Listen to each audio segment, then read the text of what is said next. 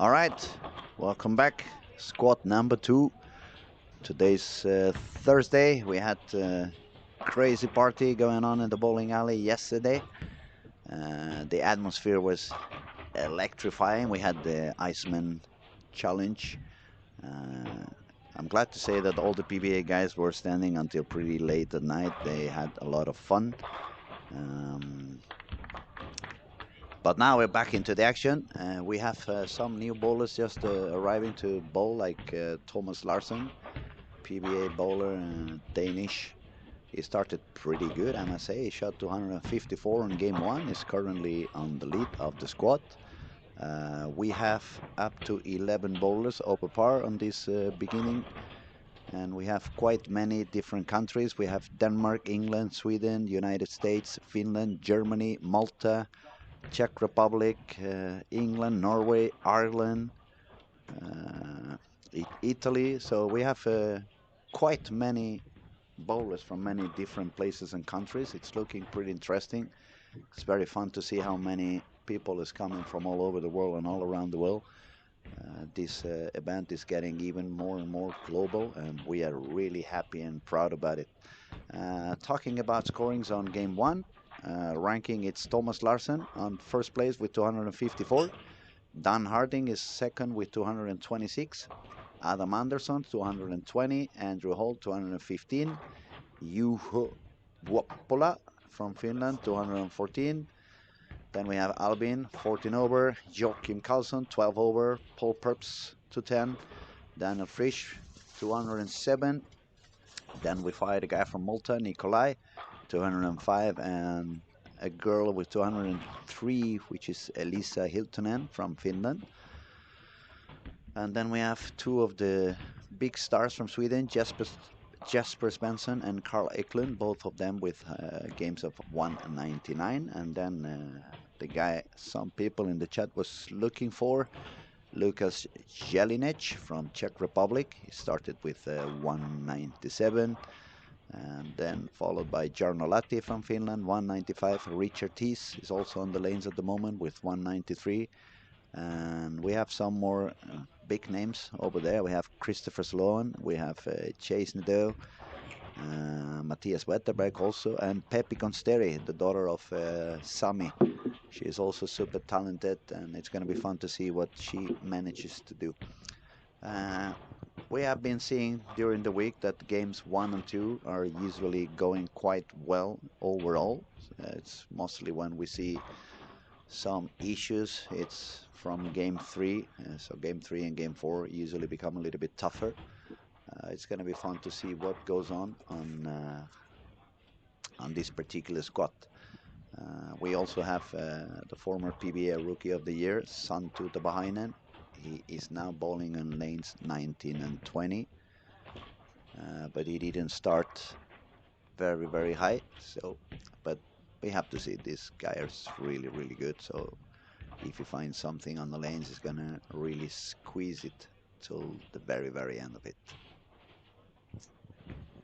Now, let's see what we can find on the scores. People doing okay and people struggling a little bit. It's a little bit of everything.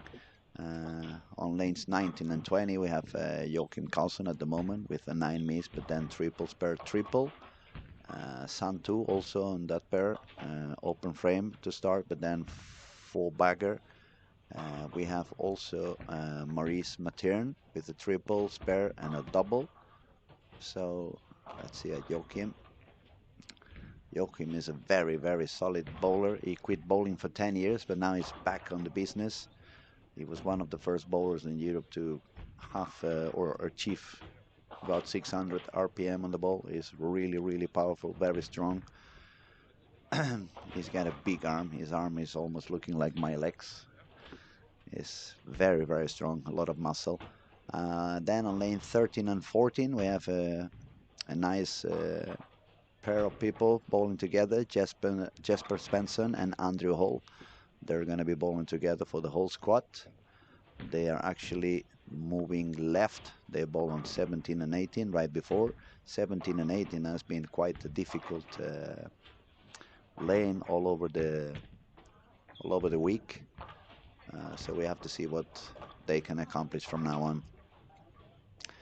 Thomas Larsen, for those who are watching, is bowling now on lane 15 and 16. As we said, is the current leader on this squad with 54 plus. And on this game number 2, he started with a 9-spare double, 9-spare triple.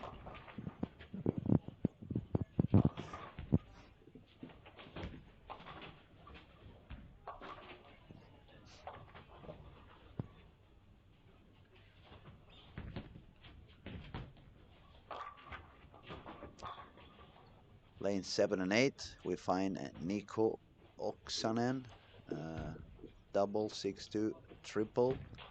He's gonna make his shot on lane number 8 at the moment. Not so deep inside as some other people, staying somewhere around 18 on the arrows.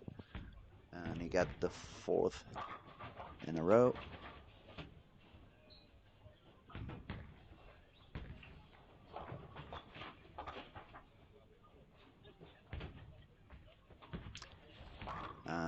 The Finnish girl, Elisa, with 203. She's bowling on 5 and 6. She's got a double, and so far she's sparing everything. Got a couple of bad breaks with a 6 and a 7, so it's a little bit lower on the counting, but still 1 pin over par in this game. The girls division, it remains with 27 over at the moment, so any girl managing to score over that, it's going to make a big step to almost get the spot into the final secured. Back to 19 and 20, we can see Joachim Carlsen striking pretty much. If he makes one more, he's going to go all the way to 258. Looking pretty good. It looks like he missed a little bit outside on this shot, but it was lane 20, which happens to be probably the most hooking lane of them all. It for sure hooks a little bit more than lane 19. It's a couple of boards usually. 17 to 20. 17 is also hooking a little bit more. Some strike for Santu as well to end up with 227, recovering from game 1. So he's going to be now sitting at 402. Very good scoring for Joachim Karlsson with 257. That's going to put him with 69 over after 2 games. Now he's going to be praying that nothing really terrible awaits him on the next pair, because he's going to move all the way to the other side of the alley. He's going to move from 19 and 20 to 3 and 4. 3 and 4 at the moment, it doesn't look very easy. We see Alvin, for example, is on a scoring pace of 170 something, though even Alvin is lefty, so it shouldn't really... That was not a very good break for Lucas Jelinek on lane 1 and 2. Ball in the pocket, and he left the 5-7. Was that the urethane ball, perhaps? I think it was a urethane ball. That ball read on the foul line, so it had as much energy as I do at the moment at the pins, which is nothing. Probably that's why I left the 5-7. Let's see if he can spare it.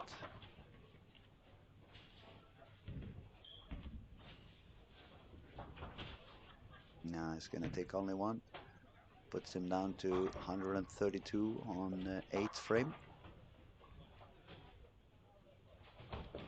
So he needs to strike out to at least save a 190 game, 192 in this case. Bowlers that we can know also on lane 3 and 4, it's as I said, Pepe Consteri. She is a very, very good bowler, very talented. She can score really, really high. Then we find Richard Tees. He's got an open frame on frame 2, but then he's got a couple of doubles, so he's already on the par, and he still have to throw the 10th frame, so he could go another 10 pins a little bit higher. Time to say hello to the people in the chat. I see we have some people. Mr. Redhead, go Harding. And then we have Stefan. You were waiting for Jelen. You got Jelen on the lanes now. Enjoy. Ahoy Inco. Good afternoon. Good morning. I see people is watching from different places in the world, or you guys have a very different timing in your life. Hello everybody and welcome. feel free to send your comments. Feel free to ask any questions. If you have any doubts, if you want to know more about the format or any particular player, we will try to answer and give you as much information as we can. We have Darren Mead, who says hello from Kansas City, Missouri. Hello, Darren. It's good to have you here. Um, we're going to remind you to, if you haven't done yet, subscribe to our YouTube channel so everything can remain as free as it is at the moment. You only have to click to subscribe. It's going to cost you absolutely nothing, and then you're going to be notified of anything happening on our channel, not only during this week in this event, but also in the upcoming events, which is going to be a lot of exciting things. We have the PBA Regional, and we have the Swedish National League, which is also really spectacular and something that you want to get to see.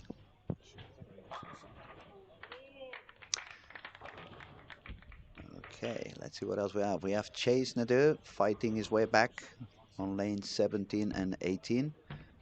He's made a few spares. Now he's got a double. He still have 9th and 10th frame to go, so he could go all the way to 237. He made 190 on game 1, so he would go up to 27 over if he strikes out.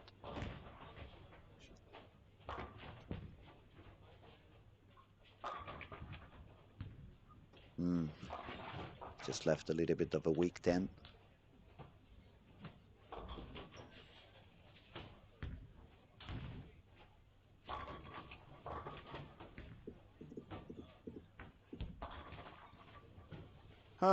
Is it transition coming a little bit sooner than we have seen in some other squads? Maybe for some people.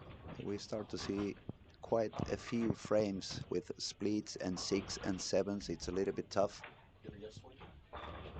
Magnus, go from let him know to come through this door. Okay. Thank you, buddy. Senior.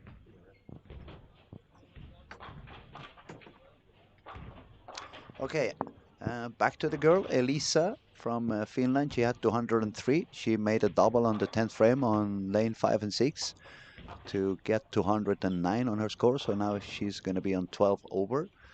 I'm going to remind you one more time that the top score at the moment for women, it's 27 over par for both Emma and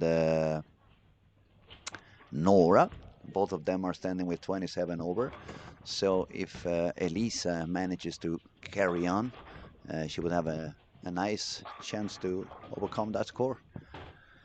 Our squad leader, Thomas Larsen, on 15 and 16, 9 spare double, 9 spare triple, 9 spare strike, 9 spare, is going to make a 228 if it strikes now, and go all the way to 82 over, which probably it's going to keep him on the as a top scoring in the at the moment in this squad.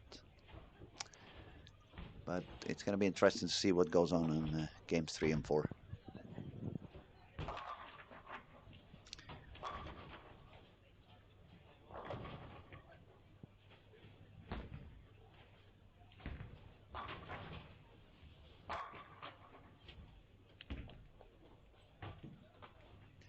Not a very high scoring either for Nora Johansson. Now in lane 17 and 18, it looks like she either found a little bit of a trouble or she was trying to do something a little bit different this time.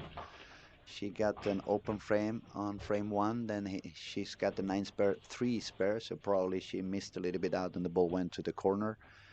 A couple of more splits, and now she just missed a single pin on the 9th frame. So even if she makes a triple on the 10th, she's going to be a little bit lower on 330.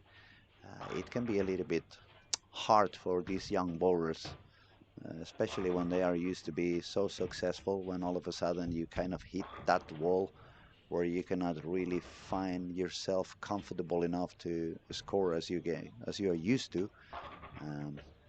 You can get a little bit upset. It can become a little bit overwhelming in your brain. You can become a little bit tired, exhausted. So it's not so easy. I really feel sorry for them, but they have so many years of success coming in front of them. I think this one is going to be it's going to be good for their career. They're going to learn about what stuff they are yet not that good and they want to work on. So they have to take the positive side of whatever happens. They don't want to stay on. You don't want to stay on the negative. And that is not only for bowling. That is for every aspect in your life. You never want to focus too much on the negativity. You just rather go into the light and the shining and stay on the happy side of the road.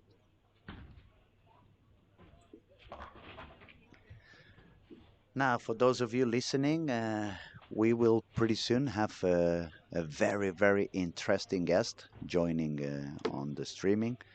A former national Swedish coach in Sweden, super successful, Magnus Johnson, multiple victories in European Championships and World Championships, so many medals. I don't think he's got the time to clean them all, but we will have the chance to talk to him pretty soon. And I know if there is some Spanish people, you're gonna be happy to know that Magnus is here. Magnus has spent, I think it was 2 or 3 years being the Spanish coach as well.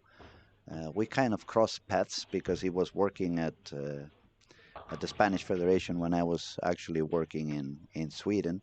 So I missed my opportunity to bowl in that national team when he was the coach. I definitely would have enjoyed to bowl for him or have him as a coach, but I was busy doing something else. I was busy doing coaching myself. But you never know. Maybe in the future he gets another opportunity down there and he comes down. We have some people talking. I missed the first round too early here, but Mathis Blanchet played great. Yes, Mathis did very, very good. Very, very good. He was fighting a lot. He never gave up. It was one of those squads where you could see him suffering, but he overcame absolutely every difficulty he had, and it was very nice to witness. Actually, he did a great, great job. Probably is going to bowl again sooner or later, so you can probably see him playing more sooner than ever, more sooner than later. Sorry. Okay, who else is over here? Uh-huh. That message just went away, right? Okay.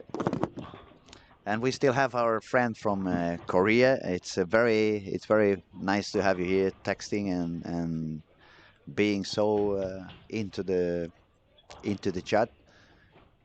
I promise for next year I'm going to try to learn at least a little bit of Korean, so if I can understand some of what you're saying, and it would be nice to reply.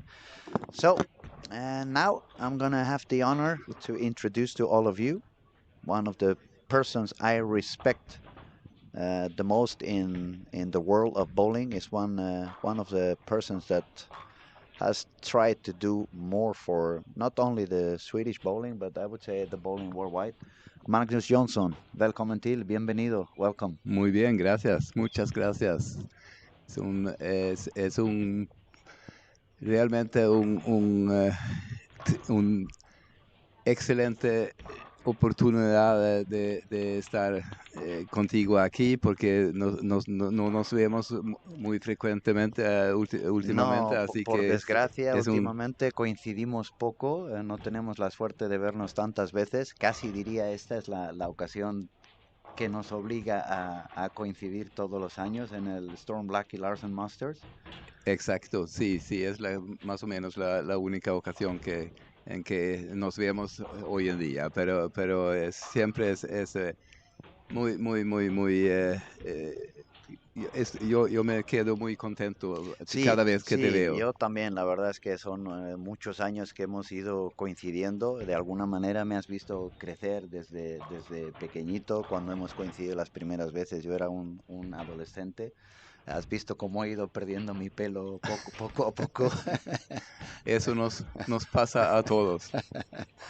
Sí, Magnus, let's go back to English yes, also because we just for you to know, Magnus can speak very fluid Spanish, and since he spent some time in Spain, it's also nice that we can talk a little bit of Spanish for those of you viewers on the southern countries of America and the Spanish people as well.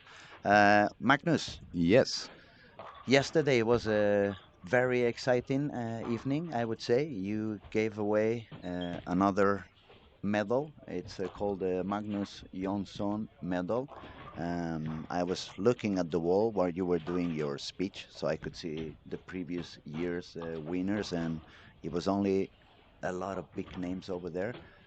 Explain to us a little bit where did that started, how did that started, and explain a little bit about the medal Yes. in fact. Yeah, the idea. I quitted my stint as a national coach in Sweden in 2007 was the last year. Yes, Hmm. and in the year 2009, Swedish bowling. Federation. No, not the federation, but bowling. When bowling came to Sweden, that was in 1909. Uh-huh. So Okay. in 2009, we planned for a big party. It was a lot of different things we should So it was a 100-year celebration exactly anniversary. anniversary exactly, and and of course we should have a great party in one of the better places in Stockholm, also for celebrating this. And then the idea came up because I feel and still feel that I have so much to thank bowling for. I'm so Mm. grateful for what bowling has done to me, and I want to simply pay a Give little back. bit, give Yeah. back Give something. back. Yes. Give So back. that's the reason for the medal. And what could be better than give it away the first medal at the 100 At years the 100th anniversary exactly, celebration. yes. And uh, that was so to speak the kickoff The for kickoff for beginning to give away this yes, prize yes, ceremony, which you do once a year, I once a believe. year. So yesterday was number 17. Yes, So yeah, now it's been 17 different people who's got the Magnus Johnson medal. correct. And as I said, all of them are very important people, I would say, especially in the world of Swedish bowling.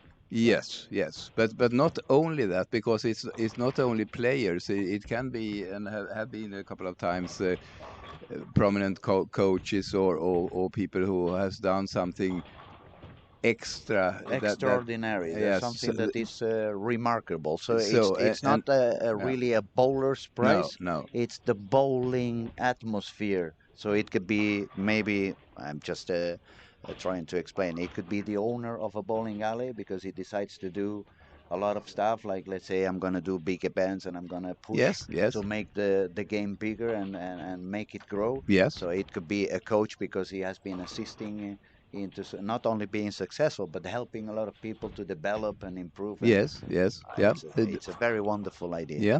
So yes, you I think you find it very well in words there. Yes. Mm. Yes. So yeah, And yesterday the winner was Rasmus, right? Rasmus Edvall, who won sensationally won the The yeah, I believe it was it the the Scorpion Scorpion. in Yes, the yes, PBA. yes, And if unless I'm wrong, Rasmus became the third Swedish bowler to conquer a PBA title. correct. I Yes, believe number one was Mats Carlsen that's back in right. the day. Was the Yes, first one to yeah. go out there, compete, and show how good He he was. he won totally 4 titles, and now we have of course Jesper, Jesper who is obviously. winning constantly on the tour, Yeah. and I think it's 13 titles he has now, Hmm. and so this is pretty unique to what he did, and the way he did it also. He qualified as number 5, and And then on he the had step to fight. ladder. He Yeah, had to fight all the way yeah, up to the top until the very end, yes. and it was not an easy. It It was was not. not. No, and In the semi-final, he played EJ EG Tackett. Tackett, and that maybe you cannot find Any any other tougher compo. no, I agree. It's very difficult to find someone. It's a little bit tougher to beat. EJ has been destroying the world of bowling, and it's also remarkable because we are living on an era. Um, you are also not a 20-year-old kid, so you remember exactly what I'm talking. I compared this situation in bowling with athletics when they had the high jump. Hmm. Everybody was jumping Yeah, forward. you mean the Fosbury flop? Yes. Yeah, As that's, soon oh as yes, he yes, did the opposite, no, yes, I'm going to jump backwards yes. instead. And he Mm. did like half a meter more than anyone else. Well, not so Not much, half a meter, but but you know what I mean. yes, yes, and it changed It the changed the sport. It yes, changed the yes, it sport. did, And it in a did. way, it looks like it's happening the same with bowling. When Jason and Oscar started bowling two hands and dominating all around the world, Oh you can yes, see oh all yes. the children starting to bowl two hands. Uh, and then here comes EJ Tackett. No, I'm gonna keep bowling one Mm, hand. yes. I'm gonna do as many reps as any of the two handers. I'm gonna have as many uh, powerful shots and high speed as any of the two handers, and I'm gonna be as successful as any of the two Yes, handers. So yes, correct. I mean, that is the charm with bowling. I mean, part of the charm anyway. I mean, it must not be done in only just one way. absolutely. But it looks like in I don't know if we're gonna be here that long, but 30 years from now, it looks like everybody's gonna bowl two hands. I was in Oh, definitely so. I mean, no way that that it could be otherwise. No, so no, no, that's for sure. I'm pretty sure that. I remember 2 weeks ago, more or less two and a half weeks ago, I was doing a camp in Bollnäs, a Hmm. little bit up north of Stockholm, and every single kid that I had in that camp, it was two-handed. But not only that, you remember Joni. Oh yes, yes. His son is now 9 or 10 years old, and he was bowling 12 hours a day. But every kid on that age, you don't see not a single one throwing one-handed. No, no, no. Every single one is bowling two-handed. And now we see that happening also on the girls division. It's more and more girls starting to bowl two hands now. And I'm wondering, is it going to be, do you think it's going to be as successful in the ladies division as in the men division? Because it feels to me like when you bowl without the thumb, when you bowl two hands, you get so much revolutions on the ball that if you don't really have the speed on the legs, the ball is gonna start reading a little Mm, bit too soon. yeah, It may become a little bit complex. So that's my doubt yeah, on the yeah, women's yeah. division. But that's a very you it's a little bit of spot on here because if you I mean no matter if you are a girl or a boy, but if you cannot set the correct speed on the ball, then you bite yourself in the back. Yeah, I believe so, and that was one of the things I was thinking.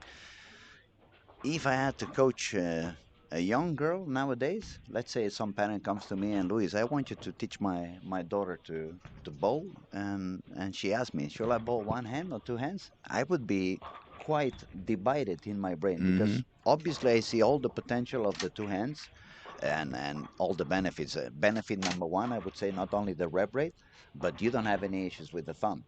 When we bowl very long formats, I remember even if you had a perfect grip in the ball. As soon as you bowl 14 games, especially when we bowl these formats like 5-man team that you make one shot Yeah, every five yeah. minutes, the skin on the thumb ends up being a little bit like painful. Soaked, Yeah, yes, yes. and painful, and But so yes, so I see a lot of benefits on bowling two hands. yeah. But then when I think, okay, a girl, maybe 8, 9 years of age, and especially in the south of Europe, but that we don't bowl with that amount of oil. So Hmm. the ball's Yeah. gonna start reading pretty soon for them. If they have two hands, they already lose a lot of movement in the swing, and gravity and inertia that can produce a little bit of extra speed that when you bowl two hands you're not gonna have. So that's gonna force the girl to use the legs no matter what. Yeah, And as I yeah. say, if I had a parent now coming to me, okay, my daughter is 10. What do you think she should do? Should she bowl one hand, two hand. Yeah. Then I think Let me see, not only you, the father. Let me see her mother rocks also, so I can I was gonna say can see. maybe I would think about what's her body shape. Is Yeah. she like one of those skinny girls that move fast because it's a lot of what do you say in English? Muy nerviosa. One of those kids that are hyperactive. Yeah. Okay. Okay. Yeah. Yeah. Or is it the opposite? Is she a very relaxed Mm. girl, maybe a little bit shorter legs and not so fast on her movements? I think those are the things that would maybe make me doubt. On the other hand, if I Yes. have a 10-year-old boy, father comes to me, can you teach my boy? Yeah, no thumb. Mm.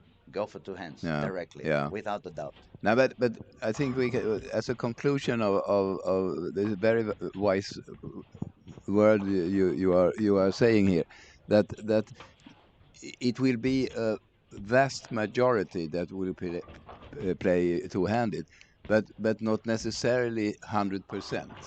Mm, mm, It shouldn't be 100% either because of reasons as you are mentioning mentioning. here. Yes. I see also uh, in the near future uh, the one-handed bowler.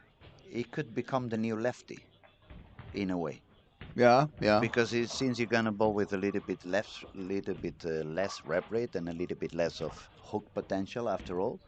Maybe you can bowl in some certain spot on the lane that nobody else is gonna use.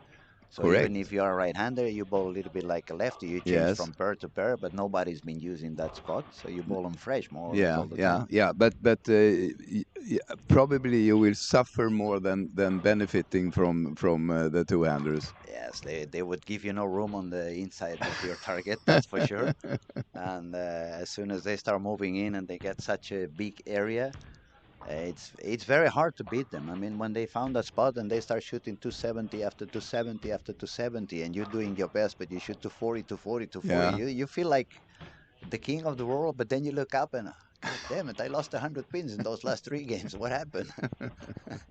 yeah. But well, we had to include even that fact to how interesting bowling is, and never stops to develop either. No, it's a complete continuous evolution. That's the one thing I'm not discovering, but realizing. The more knowledge I get of the game, the more I feel I need to be awake of the changes Yes. that are coming, and all this new era of the two-handers. For example, I was talking a little bit earlier.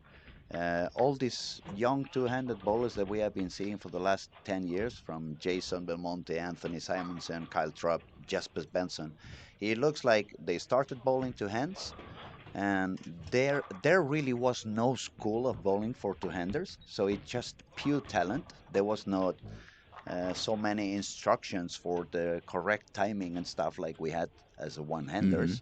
And then when I saw a few months ago, when I saw Ethan Fury on the online bowling against EJ Tackett, in my mind it was like, ooh, finally, finally I see a two-handed that it seems to be coming out from the textbook. Yes. It's a little bit like the old school Yes. bowling, Yes. It is. It is. but In more on a than one way. two-hander. Exactly. Yes, but I mean he is really impressing. I mean, never mind that he has a three steps approach, which is a little bit old-fashioned, so to speak. But look at him at the foul line. It's perfectly balanced, Absolutely, shot after shot after shot. He pictures yes, every shot. It's the new Parker Bond in a way. yes, and even better because I have never seen a bowler with so perfect balance at the foul At the line. foul line. No. And I think it has a lot to do on the perfect timing. I think many of the two-handers, because even if you look at Jason Belmonte, for example, he's bowling two hands, but you can see if you really pay attention, he starts to do the push away a little Yeah. bit on step two, Yeah. even if he drops the ball on step three.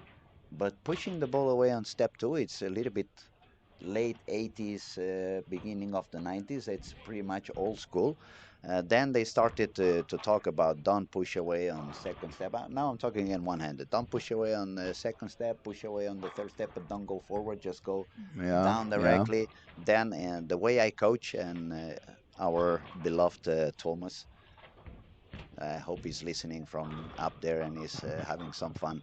Um, we were explaining in the Team Tuba super camps. Let me interrupt you one Yes, second here, absolutely. because I haven't. This is my own idea that I haven't developed it, but it's a feeling I have. Hmm. Instead of what you say with the push away and these things, Yeah, one it, step or another yeah, step. yeah, okay. But if you see it from the completely opposite side, if you see it like what I am going to try to do now, 100%, one thing, and that is to when I come to the foul line, I'm gonna be in perfect balance, and no matter how I get to the line, but I will I will try 100% to achieve 100% balance Hmm. on at the foul line. I mean, instead of taking it from the from the other side, that I must do this, that, and this to be able to be On perfect balance yes, once I get to yes, the foul line. yes. But on that one, that's why you interrupt me. But I was getting there. I was gonna say that actually we started coaching people to check their timing at the end of the approach, not at the beginning. Mm, So we told people that what you're actually looking for, and that you can translate to any other sport. When we see a guy kicking the ball, a football player kicking the ball, first he puts one foot, and then the other foot arrives to kick. If we think about golf, you transfer the weight, and then the the driver or yes, the yes, iron yes, yeah, arrives. yeah, If we think javelina, they put the feet and then they yeah, throw the yeah. javelina. So we try to explain that bowling has to be the same thing. First you arrive, and then the ball is going Yeah. to come. That is where you want to Mm, measure the timing, and to get that timing, you can do it in hundreds of different ways. definitely. You can shorten up the approach, you can push away Yeah. later, you can run more on the approach. There's so Yes. many different Mm, things you can yes. do. Yeah. And that's why I was saying when I saw Ethan Fury, it felt to me like, aha, someone discovered how to have the perfect timing as a two-hander Yeah. without having the need to run so much on the approach, because he's not really going as fast with No. his legs No. as No. many of the two-handers as we see. And as you very well said, he's super good at doing those three steps approach, especially when he bowls in front of the ball return. And when I was seeing it online, for me it was like, look at how simple it actually is. Mm. Instead of thinking about four steps, five steps, well, no, just three steps. That's when he moves. That's Yeah. when he races. Yeah. Get the perfect balance, and I guess it has a lot to do both in a absolute astonishing timing. I mean, he's never early, he's never too late. It's exactly where you want to be, and also he's very, very smooth on his release. Yes. He's not overdoing, he's No. not over No. forcing, he's not using so much the muscles. He really does a follow through, like it puts you back 20 or 30 years back on the way he's bowling, but in today's game Yeah. Yeah. Yeah. with power and revolutions, and he's a very fun kid to watch, Mm. Yeah. definitely. Yeah. He is. He is. And he impresses me a lot. Really. And I mean, maybe also with with the only three steps, it's hard to recommend it, Yeah, and I'm absolutely. not No, doing no, that. of course, of But course. it simplifies things also. Mm. Actually, I'm gonna explain something. I have a new student back in Barcelona. Well, actually, they are a father and a son, and the father had a lot of issues letting go of the thumb of the bolts, and he decided to bolt two hands. But he's one of those guys who is always so stiff, Tense. always in tension. It Yeah. was very, very hard for him to find the rhythm. Okay. And we happened to have done one class only with both him and the son, And then it was when I saw Ethan Fury on the online show. A couple of days before, we had the second class. So after I saw Ethan, I grabbed him and I said, "No, no 5 steps, no 4 steps. You're gonna work on 3 steps, All right. and Okay. that's what you're gonna do." And it worked so well for him. All of a sudden, everything became easier and Yeah. became smoother. So it may be, especially for those hands who are for those people who are beginners, they're starting to practice on their game and they are brand new. I think the 3 step approach that Ethan does, it would be very beneficial to try to imitate Yeah. if you're Yeah. starting to become a Yes. two-handed bowler. Less details To think about, to yeah, exactly. less thing to Yes. Yeah. worries. Yeah. Okay, Magnus, let's take a quick break to see because we have a lot of striking. Usually, it has been a very, very difficult situation on games 3 and 4, but I see a lot of striking for being on game number 3. I'm gonna quickly Yes. remember the people who's standing at this Definitely. moment. So, who's We had there? after Andrew Hall is doing Andrew fine. Hall is going for a 290, which is gonna Exactly. be a very good news for him. Yeah. Uh, And he must have had a very poor second game because he had 220 He's something. sitting there on 17th spot. He had 215 on game Yeah, one, two 168 on exactly. game Yeah, two, yeah. but he's gonna really jump up. Jasper Svensson also 254, bowling on the same lane as Andrew Holt. That's gonna make it. Look at that, Six. 544 between the two of them. And then we are telling that the lanes are demanding. If anyone is watching that pair, is gonna say, "Oh, lanes are not that difficult, right?" No, but if we look at the rest of the pairings here, we pretty immediately can We can find Richard Tees with 247 on yeah, 19 and 20. Then is a couple of 210 games with Paul Purps on 13 and 14 and Jarnolati. yeah. Then we see Santu with 203. And he had And then it's some 605 after three. Sloan 2-0. Sloan, Christopher Sloan 211, but only 539. which lane is Sloan Uh, on? Oh yeah, I just found it. yeah. 17 and 18. But 17 and 18, it has been quite a low pairing for some reason. All right. I have seen many of the squads people have been struggling a lot on lane 17 and 18, and I don't. I think I heard yesterday from my son Magnus Johnson Jr. He's working for Lane Talk, and Mhm. I think he mentioned that lane 5 and 6 5 and 6 is were, the worst, yeah, the five, most difficult. five Yeah, and six yeah. were even lower, and we can see it again. 3 and 4 is also becoming a little bit tough. It feels like I would say 3, 4, 5, 6, and 17, 18, 19, 20 have been at least on a perspective when I'm sitting down Yes, here, it looks yeah. like where people usually gets more issues, and it's a fun thing because this bowling center that doesn't have any columns, No, no hay no, columnas que no, te no, molestan en medio, no, and no. then air condition is pretty much similar all over the roof. Yes, So I don't really find but a but reason why. no, but I mean it has to do with the topography, most Could be, yes. probably. Hmm? But I mean, we're not criticizing. No, no, no, no. That's what it is in every bowling No, center. and especially I guess up here it has to be harder than in any other countries because the fluctuation of the weather, you can have up to 30 degrees in summer, but you can go all the way down to 15 minus at some point. 15. 15, Well, maybe a little bit more up north. definitely Not down, a lot more. not down here. But when I was in Mora, we had at least 5 weeks we were below 20. Even I got used to the cold back then. Okay. It was the first time in my life I came to Helsingborg, and that's a true story. You can ask Backe and so. The first time in my life I drove all the way down from Mura to Helsingborg. I was 8.5 hours in the car. They were all freezing. They were all wearing jackets and like cold winter. And for me, it was this is the first time I'm not freezing in Helsingborg. I guess it was 10 degrees or 12 degrees more than I had up there. So But I remember you freezing, and that was in 1996, I think.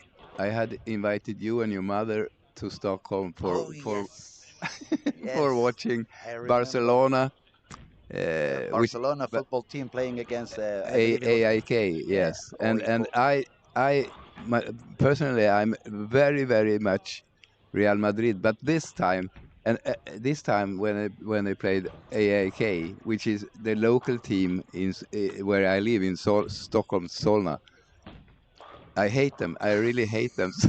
So that's the only time in my life I have cheered cheered for for Barcelona. Barcelona, yeah. Yeah, And it didn't work out so well. I yeah, think we ended up 1-1. 1-1. Yes, yes. So And but well, it was this was in February, I think it was, I don't remember. and it was like 18 degrees below Minus, yeah. zero. Yeah, We and you froze. were freezing. I was freezing to death, definitely. I actually remember another funny story. Right before we went into the football game, Yeah, I remember you asking me, "What are you wearing to go yeah, to yeah. the football match?" And you said, "No, no, no, you cannot go like that." And you made me borrow. The first time in my life I had this, Långkalsonger. yeah, long underwear all the way down to my ankles, and it was it was quite an experience. I Yes, must say, it was quite an experience. I had a lot of fun. We have many beautiful memories from the middle and late 90s. I remember when we used to do these meetings between Team Spain and Team Sweden, yes, yes, and it was very successful for the Spanish team. It was by far the most successful season that the Spanish team. It was in 96, 97, 98. We grabbed a couple of medals yes. You did. consecutive Yeah, in yeah. European championships, and it's a sad thing that it's not happening anymore. But it also proves how important it is on bowling when you get yourself closer to better bowlers Yes, and you try to learn from them and you try yes, to see how they do, how they interact with the lanes, with the atmosphere. For me, it's funny. You were saying before when I asked you about the medal that for you it's kind of a payback to the game, and that is exactly how I feel every single time I come up to Sweden and do some camps and do some coaching, especially to the young kids. I cannot stop to remember when I was the young one mm, getting the yes, lessons yes, from either Mats, Backe, Bowman, Thomas himself. And now I feel like my heart it's in depth. So yeah, I yeah, really have to pay back, and it feels good in my soul when I try to help, or when I actually can help one of the Swedish young guys. It feels like okay, that is what I'm supposed to do. yeah, It's yeah. time But to give that's back. definitely a payback. Yes, yes. Oh, that's nice, nice of you. I really appreciate your work. Well, as I said, everything I know in the sport, and I believe now it's a lot, nothing is really mine. I mean, I was the annoying kid asking questions to absolutely everybody. You remember Joseph Wiener, Oh yeah, obviously. oh yeah. Uh, I sat down by his side on the buses on every single big event we bowled as Team Spain, Uh-huh. like World Championships, European Championships. It didn't really matter what it was. I didn't have.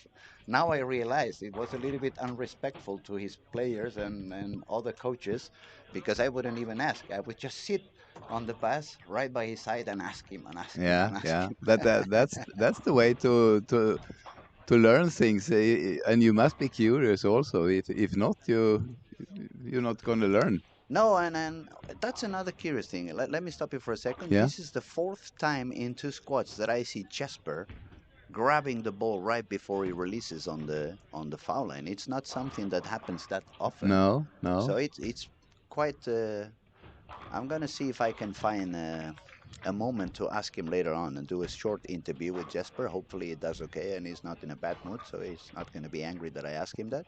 But I'm feeling curious because it's not something that you see very often. No, no, no, no, But no. it's 4 times in 2 days Uh-huh. that I've seen him do that, and I'm wondering, is it something happening around him? Is it something to do with the approach? Is the ball sliding a little bit from his hands, and he decides to stop and go for it again? Yeah, well, it could be that he is indecisive. So it's now that no, I'm gonna try something else because I already tried that one. So Mm. so he hesitates of that for that reason. That is a But very that is only a guess. I have no no, idea. no, No. educated guess as I Yeah, was yeah. talking about. But that is a good tip for the amateurs and young bowlers who are watching and listening. That when you're about to make your shot, if something inside your brain doesn't feel the right way, don't let the ball go. No. Grab it back, put it in the ball return, make sure you know exactly what you want to do, and then you go again. Yeah. It's not easy. Not many people really are capable Yeah, you have to to have prepare. patience to do so. Okay, now we are on the beginning of game four. Time to see what's going on the scoring pace. We have 12 bowlers already over par. It's not so bad. Usually after three games has lowered down a little bit. Yeah. We're going to start from the top. We have Thomas Larsen from Denmark with 85 over. Then we have Joachim Carlsen from Sweden, 680.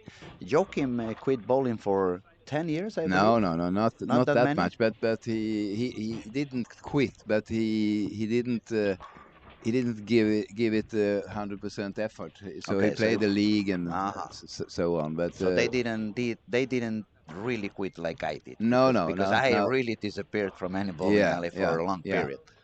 Then number three we have Andrew Hall with that 290 game. I would say Andrew would have loved to do that on the fifth or the sixth because we have the turbo on games five and six. Yeah. It would have been even a little bit better because that would secure you for sure a spot Yeah, yeah. in the final. For sure, But for sure. 73 over after three is quite a more than decent score.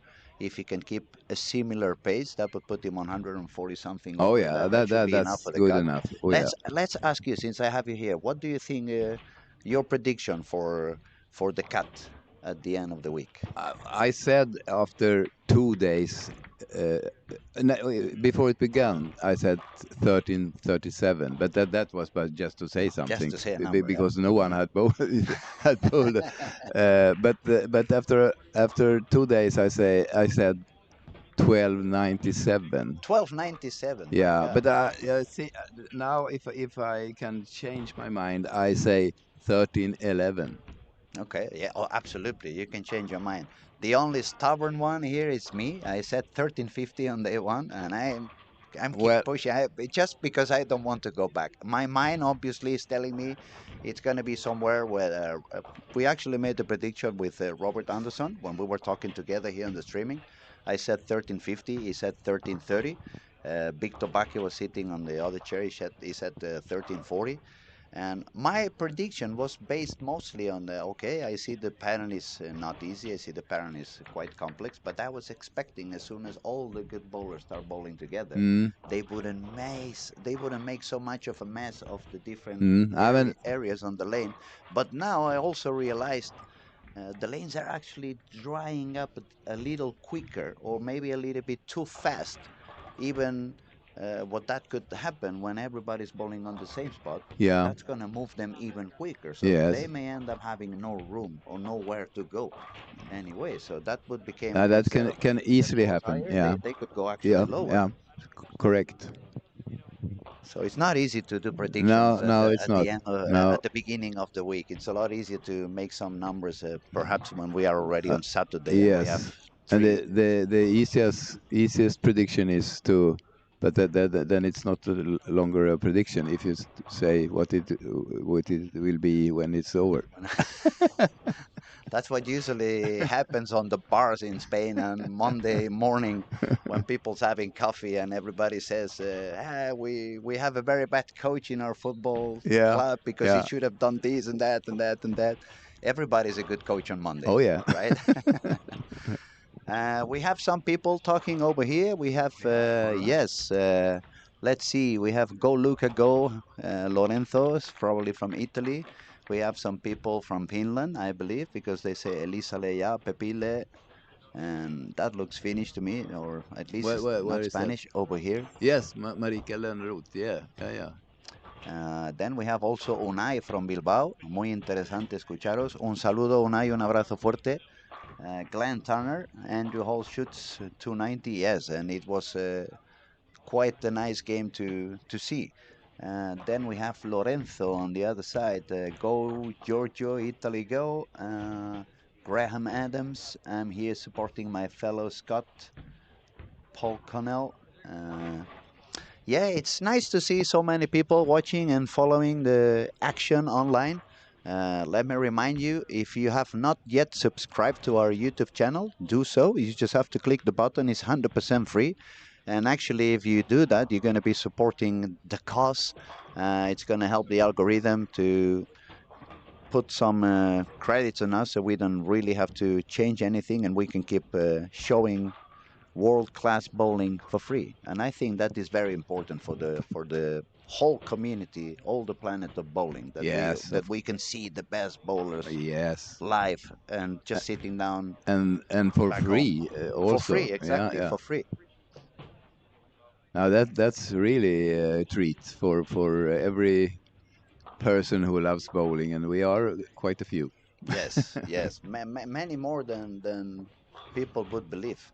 Um, Now, going back to the not the girls division because there is no really a girls division, but the two top girls who are not in the final, they Yes. also have a pass into the final. Yeah. So as the two under 21 bowlers and two seniors. Yes. So at the moment, the top score for girls is a tie between Emma Haltunen and Nora Johansson. Both of them have 12-27, so 27 over. But now we can see from Finland, Elisa Hiltunen, she's already 25 over after 3, 203, 209, 213, so that's pretty steady.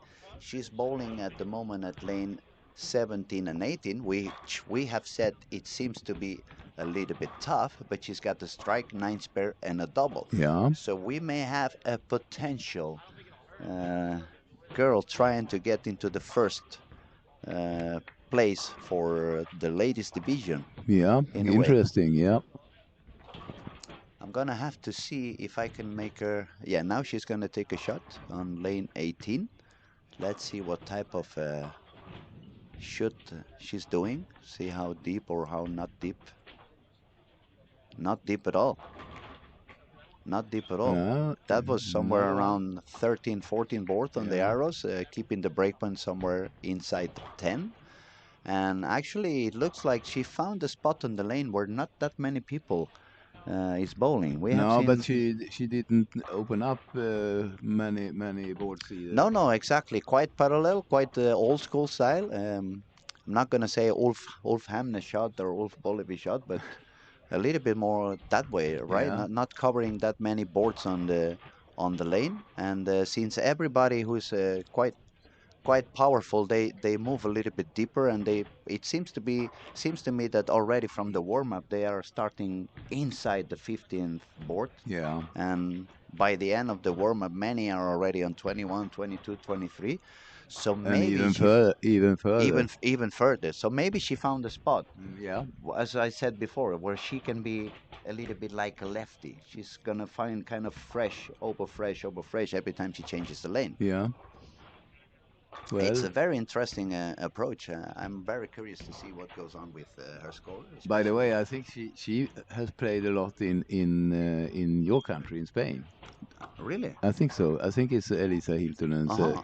played the league and the number of tournaments Okay, also. that would explain why she feels comfortable on dry lanes. Yeah, but Uh, I'm not 100% that it is Elisa, but I no, think but it is. but now that you mention, I'm gonna make sure to ask her later on Yeah, if she's bowling a lot in Spain, because that is one of the memories I have also from many years ago. Now I'm gonna go all the way back to 2002. I spent 6 weeks in United States with the Latino boys that later hmm, on bowled on the PBA. yeah, Andres Gomez, Arturo Quintero, Arturo's brother Mario yeah, Quintero. yeah, We and shared some time with Amleto over there, and we were on the way to Las Vegas for the high roller and the sweepers and all those events that never ending. And but there was a PBA stop, and they had the PBA practicing. session. Mm-hmm. And after the PBA have done their practice, me and the guys started to practice a little bit. So for them, it was completely burned. I remember we were betting $5 on each game, and I made money for 3 days only on only on these 4 or 5 games because Arturo, Andres, Mario, they said the lanes are impossible. It's no way we can. It's completely burned. And I promise you, I had at least 2 or 3 boards on each side. Uh-huh. I kept shooting 250, and they were, well, how can you do this? This is impossible. I was saying, Because you played a lot straighter. not only straighter, but for me it was easy to just let the ball slide through the lane Yeah. because that's what I was facing week after week Yeah. after week in Spain. It's many of the bowling centers that we had to bowl, especially back then. They would oil once a week, Mm. maybe once every 2 weeks. So you have to find a way to cross Yeah. those Yeah. dry spots. Another thing that we had back then in Spain, it took a very long time to introduce the synthetic lanes. We had pretty much every bowling center where I was until I was perhaps 15, 16. It was only wooden lanes, Yeah. and they would not resurface year after year. So I remember the boards were like really spreading apart one from the other, Mm-hmm. and it didn't matter how many times they put oil with those old No, of course not. centuries machines because the oil would Yeah. disappear Yeah. Yeah. instantly. So I guess that's also telling you what goes on with this new generation trying to fight this pattern. They have got used a little bit to use a lot of urethane and to grip the ball pretty strong and just give a lot of surface, and that doesn't seem to work that well on this particular event. Nej, nej. So they need to adapt to a new reality in a way. What so, what Who, did she who are you following? Elisa? Elisa got a split on lane 17, but now she's struck again on lane 18. Ah, yeah. So she's Yeah. got Yeah. strike spare, triple, split, and a strike. So she's still above par. Yeah. What is there? Is who is that? Richard Thiessen.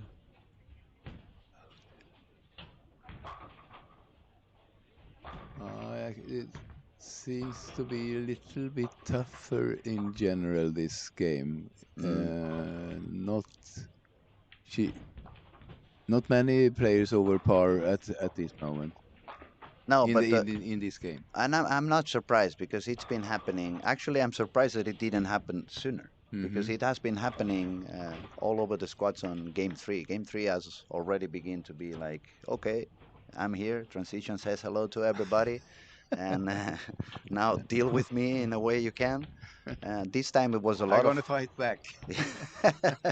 absolutely, but on game three, I remember the previous squad. I looked all the way down to top 25 Yeah. on the squad, and game three, it was at least 50% of the games was 170 or lower. Mm-hmm. Now, when I look all the way down to 25, I see one game of 158, one game of 167, but everything else, 03 to 11 to Ja. 90 to 40 to 10 to 10 to 20 209 190 203 207 200 190 to 10 to 10 to 30. So game number three on this squad was a lot higher than Yeah. we have seen before. Yeah. But game number four, it's and maybe she was having lunch. Transition, I mean. Yeah. Apparently, Mr. Transition. Mr. Transition. Magnus, tell us a little bit about future plans. Do you have any plans? You're gonna just take it easy, keep on golfing from time to time, or is it anything else coming around? Nah, well, honestly, not a lot of plans, concrete plans. I'm next time, hopefully, at least when I have my birthday, it will be my 75th Hmm. birth. That's a special date. That's a special date. Bodas That's de for sure. plata, no bodas de oro, no? That would be golden. I'm I not no good. no Never get no married, so say. I have no idea. No, no, no, no. no me entendí bien. Io cumplo No, no, I 75 understand años. you becoming 75, Yes, yes. but I was doing the joke because Ah, when ah. when people get married after they Yeah, have been yeah. married Okay, for okay. 25 years, I think they call it bodas de Ah, okay. plata. Yeah, Then when it's 50, they say bodas de oro. It must be platinum already on yeah. 75. Actually, I have a very bad joke. A very bad joke just came to my mind. It's the wife is telling his husband, we're gonna make 50 years married together. So what's your gift going to be? I'm gonna take you to Mexico. Oh wow, you're gonna take me to Mexico for our 50th anniversary. What you gonna do for the 75th anniversary? I'm gonna come pick you up.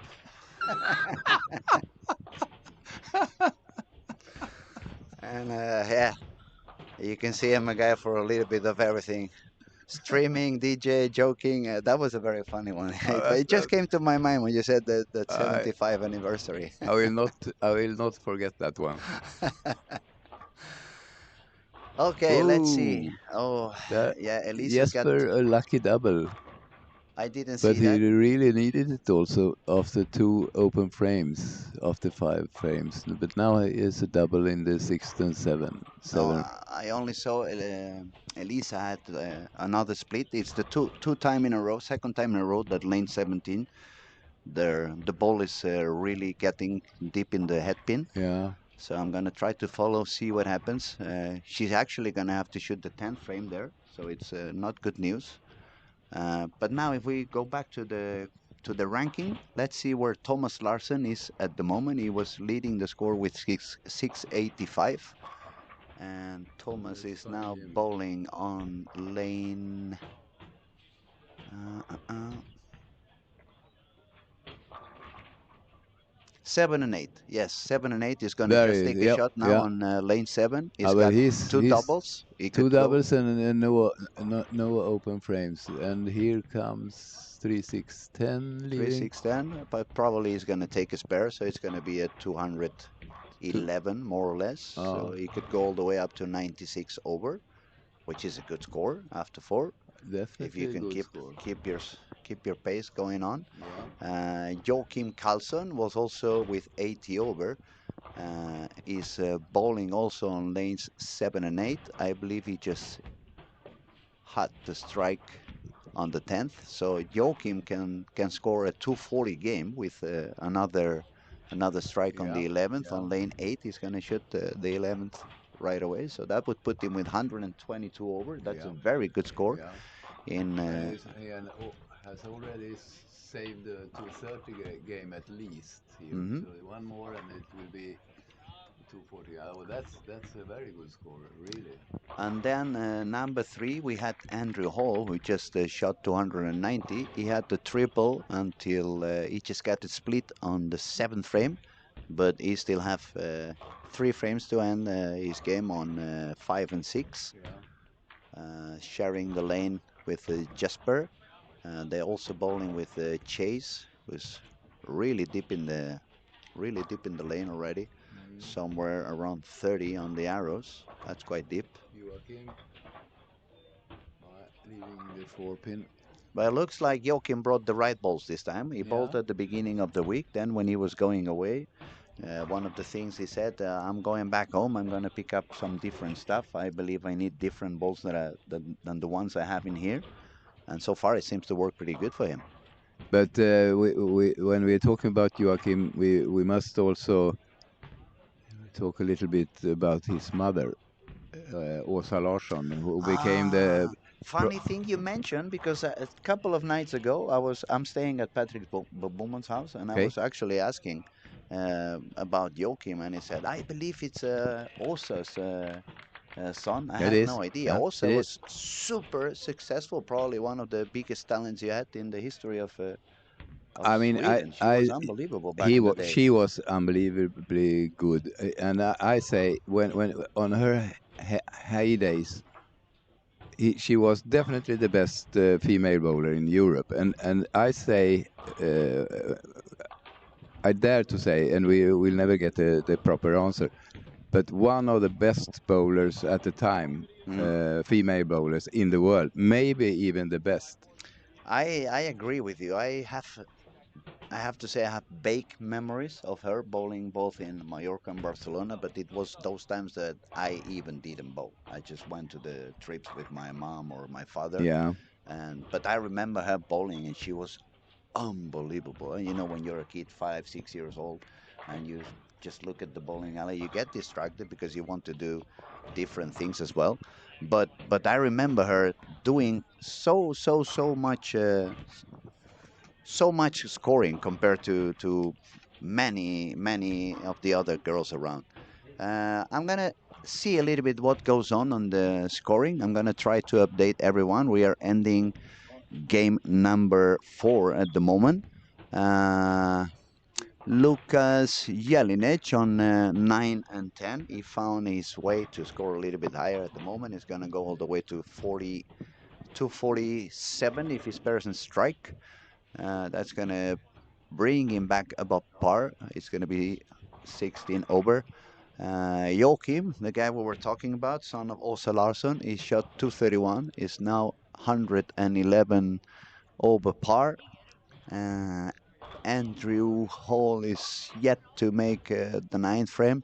They are a little bit delayed on lane 3 and 4. Especially, yeah, actually, lane 3 and 4 is a little bit delayed compared to the other ones. Uh, so we have to see what they managed to do and how much they managed to score. Uh,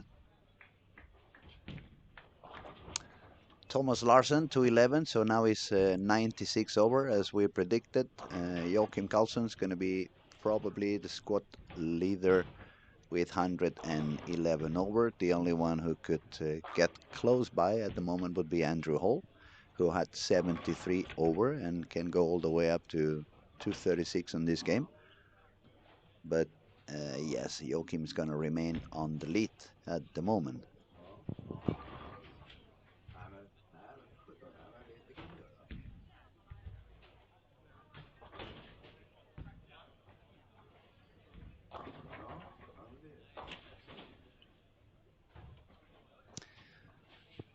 Going back to the girls, Elisa Hiltonen, she managed to survive that game even with a couple of open frames. She shot 193, so she's now sitting with 818.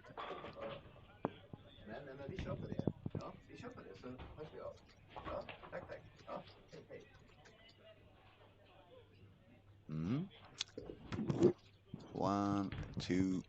what do you find here? Anything? I was just looking at Andrew Hall on 5 and 6 because he was sitting on third place with 73 over.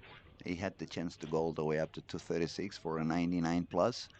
He just got a solid 10. So if he spares, he's gonna go on to the 10th frame to try to double and make a 216 game, Yeah, which would put him on 89 over. So that means the new leader of the squad is going to be Joachim with 911. Thomas Larsen is going to sit second with 896, and and Andrew Hall is going to be number 3, somewhere between 80 and 90 over. and Jesper is suffering pretty much here with 168 if he spares the 7 pin. So he's dropping down to a 819 or 19 Yes, over, yeah, 19 over. 19 over is going a little bit lower than he was. Uh, Well, but Jasper is such an accurate bowler. He can hit his target. Not only the amazing power he's got, not only the rep rate and the speed, but he can hit his target so continuously because better than I say he does it better than anyone else. mm, At least as good as anyone else I agree. among the best I agree. players. And that must be the only reason why he can even succeed on this kind of a pattern with a urethane ball. Oh yeah, oh yeah. Yeah, he will. I'm sure he will make He it will one way find or his way. another. Yeah, he will Yes. find his way. I mean, last year he was pretty much unstoppable when you gave him some friction on the corner. Oh yes. Let him bowl the urethane out there. He's not going to give you so many chances to try and beat him. It was fun to see three days ago. I saw Raymond Johnson also. I haven't seen Raymond for maybe 10 years. All He, right. he came down to see his son Marcus, Yes. and I feel I'm a little bit that in between generations because I bowled with older parents like Yes. Samuelson, Raymond, all these guys, Yeah. and now I see older kids, and I'm like, I'm not really bowling at the moment because of my back and stuff like that, but I'm still in an age that I could keep bowling for another 10 years. I'm not Yeah. I'm not yet even a senior. So it's fun to see all these kids, and because when I see their names, so many memories pop Yes. up in my Yeah. in my brain Yeah. from their parents before they became parents. Oh When yeah. when when they were younger When they. people, they were Yes. Yes. 26 to 30 years old. Yeah. I bowled with them when I was 15 to 20, and they were all 10, 12 years older than I Yeah. was. And it's very funny to see how they now not bowl that much, but on the other hand, they come down and root for their children. Yeah. But one thing that makes me feel very old at times is when I know that a bowler, a good bowler, could be any bowler, but I played with that bowler and he was like 18, 20 years old, and now his children, his boys can be so old so they're bald headed already. Then I really feel that now I am old. Yeah, but that is the only That thing. that was not to be mean to you. No, no, no. I know. No, no worries, no worries. I'm very comfortable with my Yeah, haircut. yeah, It's it it, it it it, feels good in Spain when you have like that. It's yeah, you don't want to be on the sun with a lot of hair on, then you sweat too much. But yeah, it's fun to go back in time and remember those days and see how the game has changed so much in the yes, last 20 years. I yeah. mean, even when we had the first reactive balls, I believe it was actually Raymond Johnson and Patrick Bowman in European Championships '93 in Malmö No, it was 92. or '92 that they had the Excalibur and they shot 93. like 15 Ah, pins. you're right, 93. It was 93, yeah, 93. Yes, 93, yes. and they had like 15 pins more average than Yeah, anyone else. yeah, And nowadays, if you put the Excalibur on the lanes, it would almost look like a spare ball. yeah, yeah. And back then, it hooked like 10 boards more than any of the balls Yeah, anyone else had in their yeah. bags. And all that evolution, and that is also causing the oil manufacturers to have to produce thicker oils. Yes. Now it's like a circle. Yeah, it's in a Okay, vicious circle. vicious circle. You make a stronger ball, I make a thicker oil. Oh, you Yeah, make a thicker oil, then I'm gonna make a stronger ball, and yeah, yeah. I don't see the end of it. No. Uh, But at some point, they will have to get into a different conclusion. Otherwise, we're gonna have to start bowling on wider lanes. We're gonna have to add yes, one arrow on each side. exactly.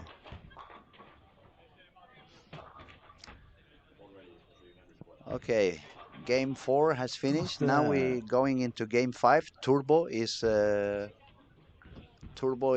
valid, so any 290 game like Andrew Hall had on game three, it would be very beneficial now since we are on game five. That is a Yeah. turbo game already, and we will try to see our updated scoring pretty soon.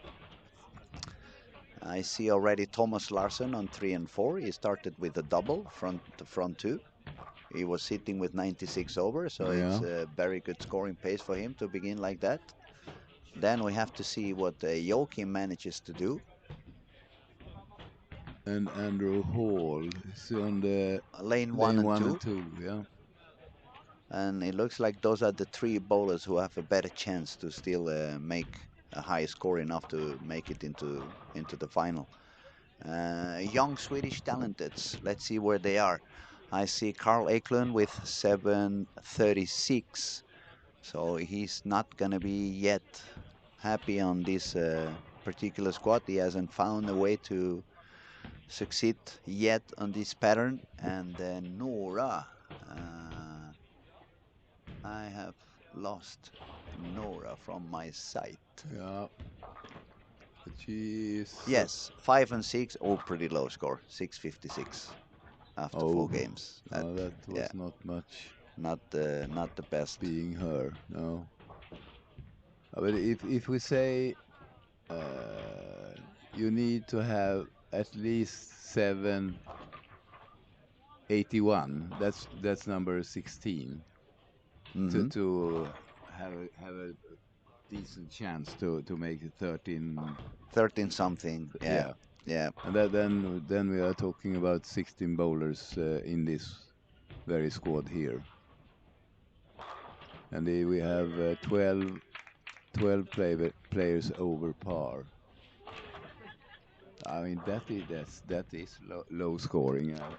It is, it is. It's not growing so much. No, Actually, it's only 4 bowlers with quite okay scoring. If yeah, if we yeah, drop down to fifth place, is already Jesper with only 19 yeah, over par. I mean, if you want to try to get 1320, that means Jesper, he already needs to shoot 500 yeah, on the next yeah. two.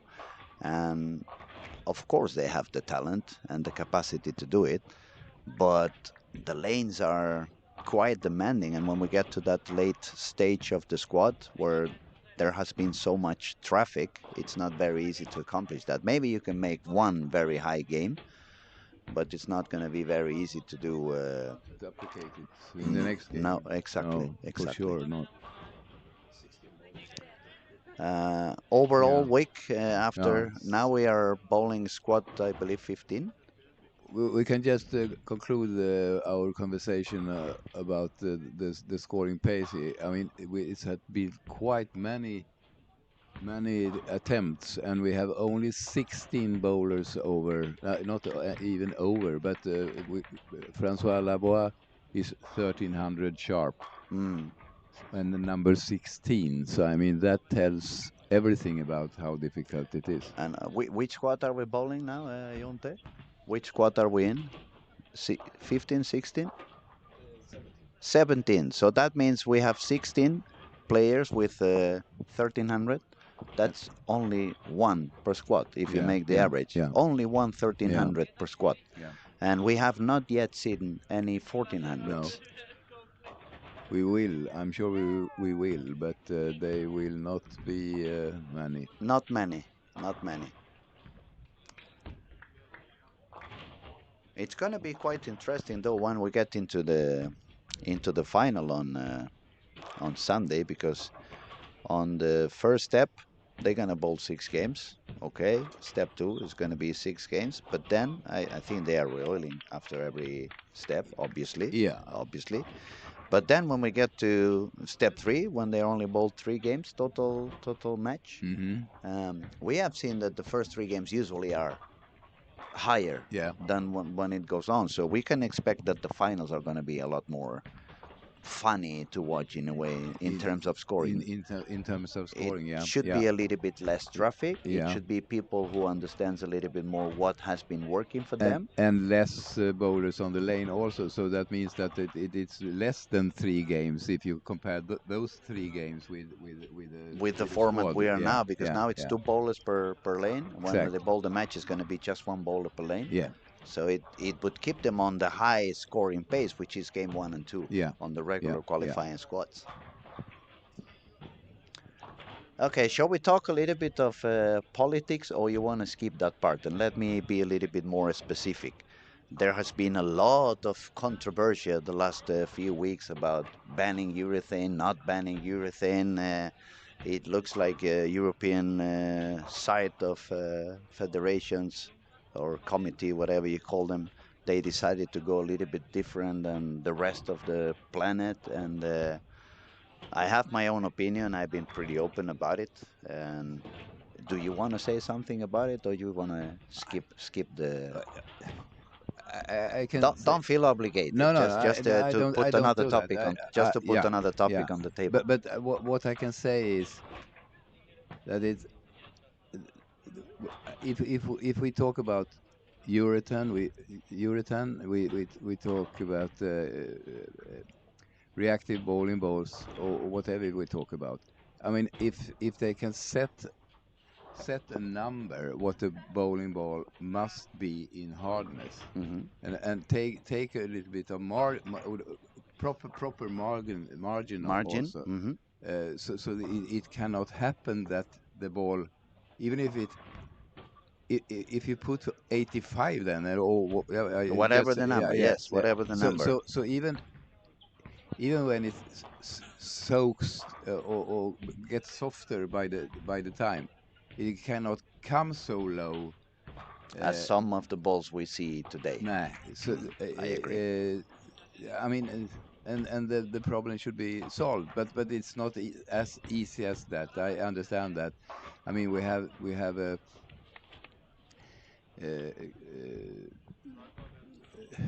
Could we say, let me ask you, because you have been a coach for many, many years, you have been in many international big events, European Championships, World Championships, Scandinavian meetings and stuff like that. Uh, I have a memory from when I was very young, the first 2 or 3 times I went to the national team, and I'm talking when I was 14, 15 years old, back in 94, 95. Uh, they were very strict with checking yeah, everybody's yeah, balls. They yeah, would check yeah, the weight, they would check the size, they yeah, would check every single aspect of it. yeah. And as the years went on, it became a little bit more, I'm not going to call it lazy. I'm Yeah, just. but I would call it lazy. Well, you know what I mean. But I think that Now we're yeah, going for yeah. Mm. random checking and stuff like that. And why not go back to what it was? But Check everything on the yeah, ball and make sure that it really is the hardness that yeah. it's supposed to be. But let me answer on that one with a quick one. You talk about 93, 94, Hmm. those days. How many balls did you bring? Yeah, I understand. It started to be more than it Yeah, was. yeah. It started to be more, but you're probably right. We probably had four balls. At I don't think so. I think you had two, or I say three balls. That's the Well, promille. when I say four, I'm always adding the spare ball because All right. I always Okay. use the Yeah. spare Yeah. ball. Well, I okay. always use the Okay. spare ball, Four balls with a spare ball. including the spare, Yeah. But including the not spare ball. six balls, or Or more balls. nine, or no, no, absolutely. So that, I think that is the reason why. But then, why don't you just put a rule there? You are only allowed to bring 5 strike balls, Yeah. That's and then, but measure them all. Make yeah. sure that Yeah. every Yeah. single ball, because I'm not gonna say names, I'm not gonna say countries, I'm just gonna say, and that I know for a fact, because people who did it, they told me openly. It's bowlers who did not have a purple hammer, and they could not face that purple hammer. They were bowling with other brands. They grabbed those urethane balls from other brands, and they submerged them Mm-hmm. into Yeah. acetone Yeah. for 1 hour. Yeah. And that shouldn't be illegal ball. You shouldn't be allowed to bowl No. with a ball No. No. that No. has No been way. sitting for 1 hour in acetone. No. No way. And as I said again, I'm not going to say names. I'm not going to say countries. It wasn't Spain. Let me tell you that it wasn't Spain. Maybe they haven't thought about it. Otherwise, maybe they would have done it. So it wasn't Spain. It was a team that actually got some success and got some results. Mm-hmm. And that is very unfair for people who play by the rules. Well, So, that's it has a name. It's cheating. I know, but then on the other hand, I can understand they do that because we have seen balls from that other factory even without holes, Yeah. just coming out of the box, and when you put the durometer there, they are somewhere around Yeah. 60. Yeah. So that's 13 points lower than they are supposed to Yeah. be. So one is cheating behind the curtain, and the other one is not cheating because it's a legal ball, but Mm. it's also out of the rule. So I can understand. I don't agree. I wouldn't do that, but I can understand how they got into that conclusion. Yeah. At Yeah. the certain moment. Yeah, we didn't want to talk much politics, but we end up doing, and let's go back to business. We have some striking on lane 7 and 8. Sandro Brandt is got the front 7. Yeah. Uh, that would open a door for him to go onto the turbo. Now on this Yeah. particular, Correct. Yes, uh, you're right. the turbo now on game 5, until this morning it was by Kyle Trupp with 267. Hmm. This morning we had 268, and it was done by Nathan, the Canadian bowler. All right. Okay. So in order to go The, further than that, you he need at can least, rest. yes, Yeah. now you need to do at least 270 something. But when you get the front 7, you are on your way. Yes, definitely. But he needs two more and the spare in the last frame. And if we try to see where our leaders of the squad were doing, Thomas Larsen, where are you? I found Joachim Carlson on 11 and 12 No. with strike, spare, strike, Yeah. spare, strike, Yeah. spare, strike. So for some reason he's got one of the lanes, the other one he doesn't have. He's just going to shoot now on lane 11. Let's see what he can do. Let me Yeah. tell you, 11 and 12 must be tricky. Early on the previous squad, Ernesto, he was bowling on 11 and 12. He just shot 260 on the previous game or 250 on the previous game. And when he got to 11 and 12, he managed to strike every single time on one of the lanes, not a single strike on the other one. And it was 11 and 12. Okay. So Joachim is going for a Dutch 200 game here. Yeah, it looks that way. And then Thomas Larsen, it was on 3 and 4. He started with the front 4, then 3 spares and a strike again on the 8. Looking good, looking good, looking solid to advance into 100 and something over. And Andrew Hall, who's got 77 over, is bowling on lane 1 and 2 with Jasper. It's only got a couple of strikes and a few 9 spares. But But he has no open frame. no open frames, no. And I was going to say, if you have 9 spare, you're probably somewhere not so dangerous, or you're at least managing to hit your pockets. Yeah. It's And Jesper is still fighting. Fighting is pretty off at the moment. So his 819 will not improve to more over par after this game. no, it's got 3 open frames. Yeah. If even if he'd strike out, it would be on a 197 game, so it's not going to be very hard. But his partner on the lane is Andrew Hall. 4 9 spares and a couple of strikes, no double yet. Let's see what he can manage to do after that one. And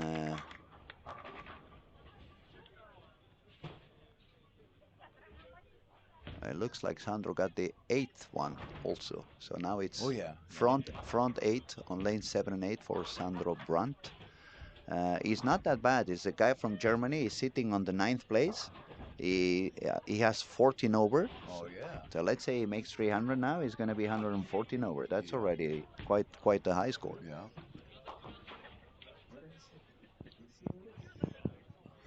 I see some people making some fun right behind me. I'm used to it. So.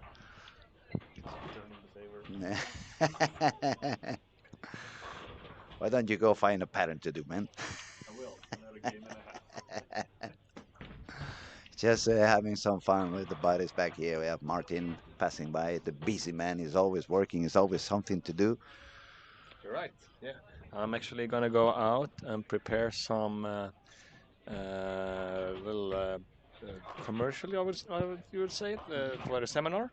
Matt McNeil is hosting a seminar at 6 o'clock here with some great stuff from Storm and some of his knowledge from being out on tour and talking about ball motion and surfaces and stuff like that. So something that everybody that bowls probably should get into and listen to.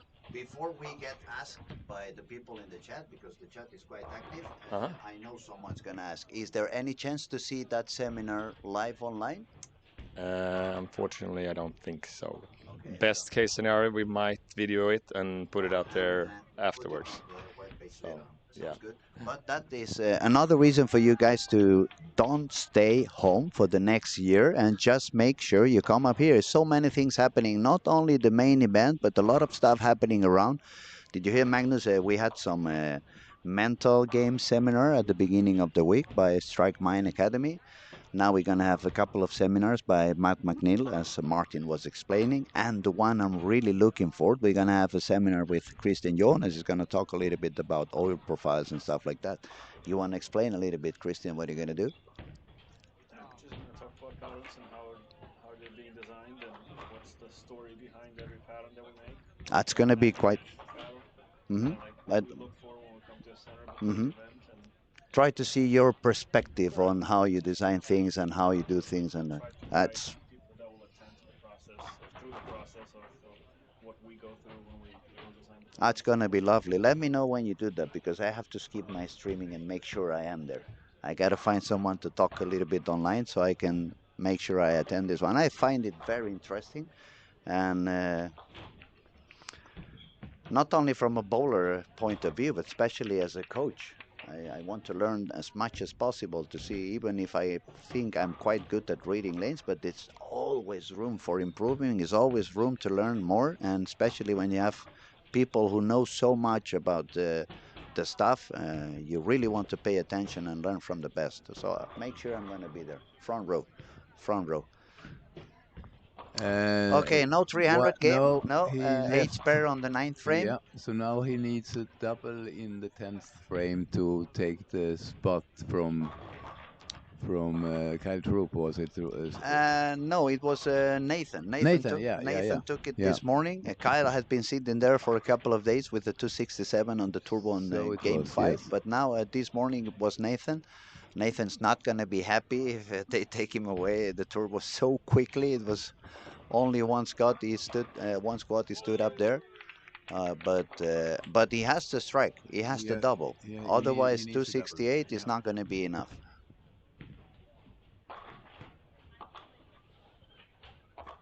Solid 10. So it's Yeah. not going to work for him, 267. But if he spares and strikes, he's going to put himself on 80 over. Yeah. So with a good Oh yeah. 6 Yeah. series, he could make it all the way to 100 and something over and make a secure spot on the final. Andrew Um, Hall was.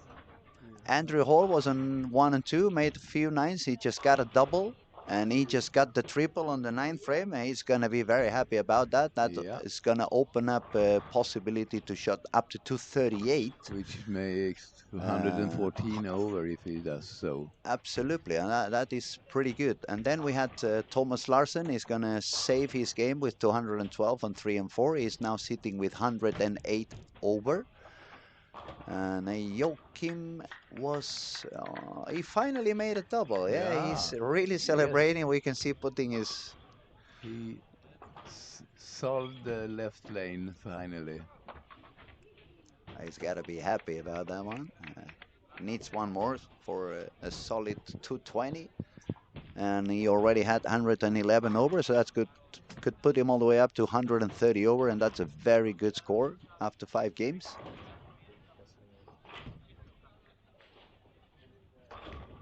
So that means we're going to have a couple of bowlers with more than 100 over after 5 games. Yeah. Uh, and a potentially third bowler getting very, very close to those numbers. Uh, it's a little bit of a higher scoring pace on this squad that on some of the others we have seen previously. Now, where was Elisa? Yes, we have forgotten her. 13-14, that's true. Oh, she's got a split on the 10th frame after she had double on the 8th and the 9th. Unfortunately, so 189. Now she's got 1007. That's 7 over par. She needs a 221 game at least to get the lead on the girls to try to secure a spot into the final through the girls passes by.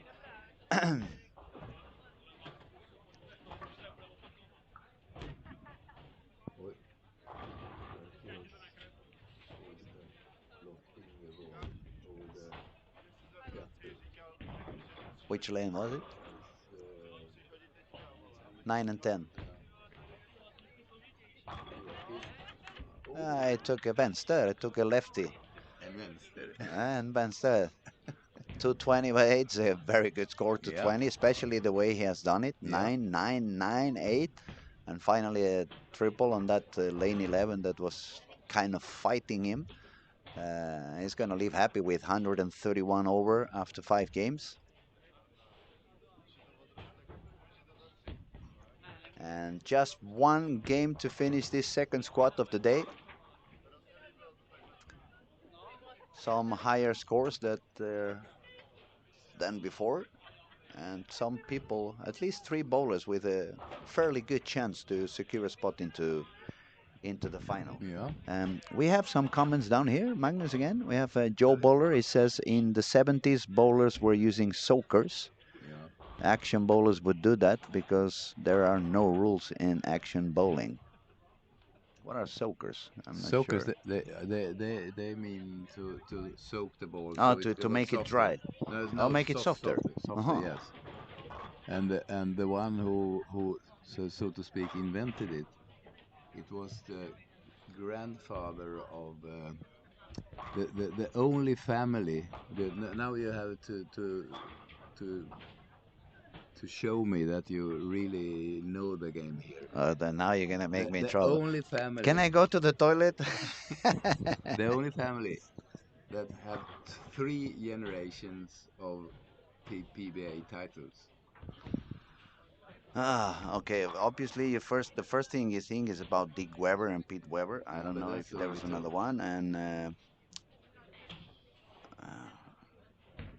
the old ones I remember it was Don Carter and Earl Anthony, but I don't really know. No, I mean You mean 3 generation. That is. it has to be a third one? Yeah. So the one of them is playing now and does it successfully, and his father won. I think he won 2 or 3 titles, and the grandfather was the inventor of the soaking bowling balls, and he won. He was a pretty average bowler, but on the PBA tour. But that's what I was gonna Average say. on the We're PBA. talking Yeah. PBA, and I honestly I have never followed so much of the PBA. All right. That's why I don't really know so much the history about it.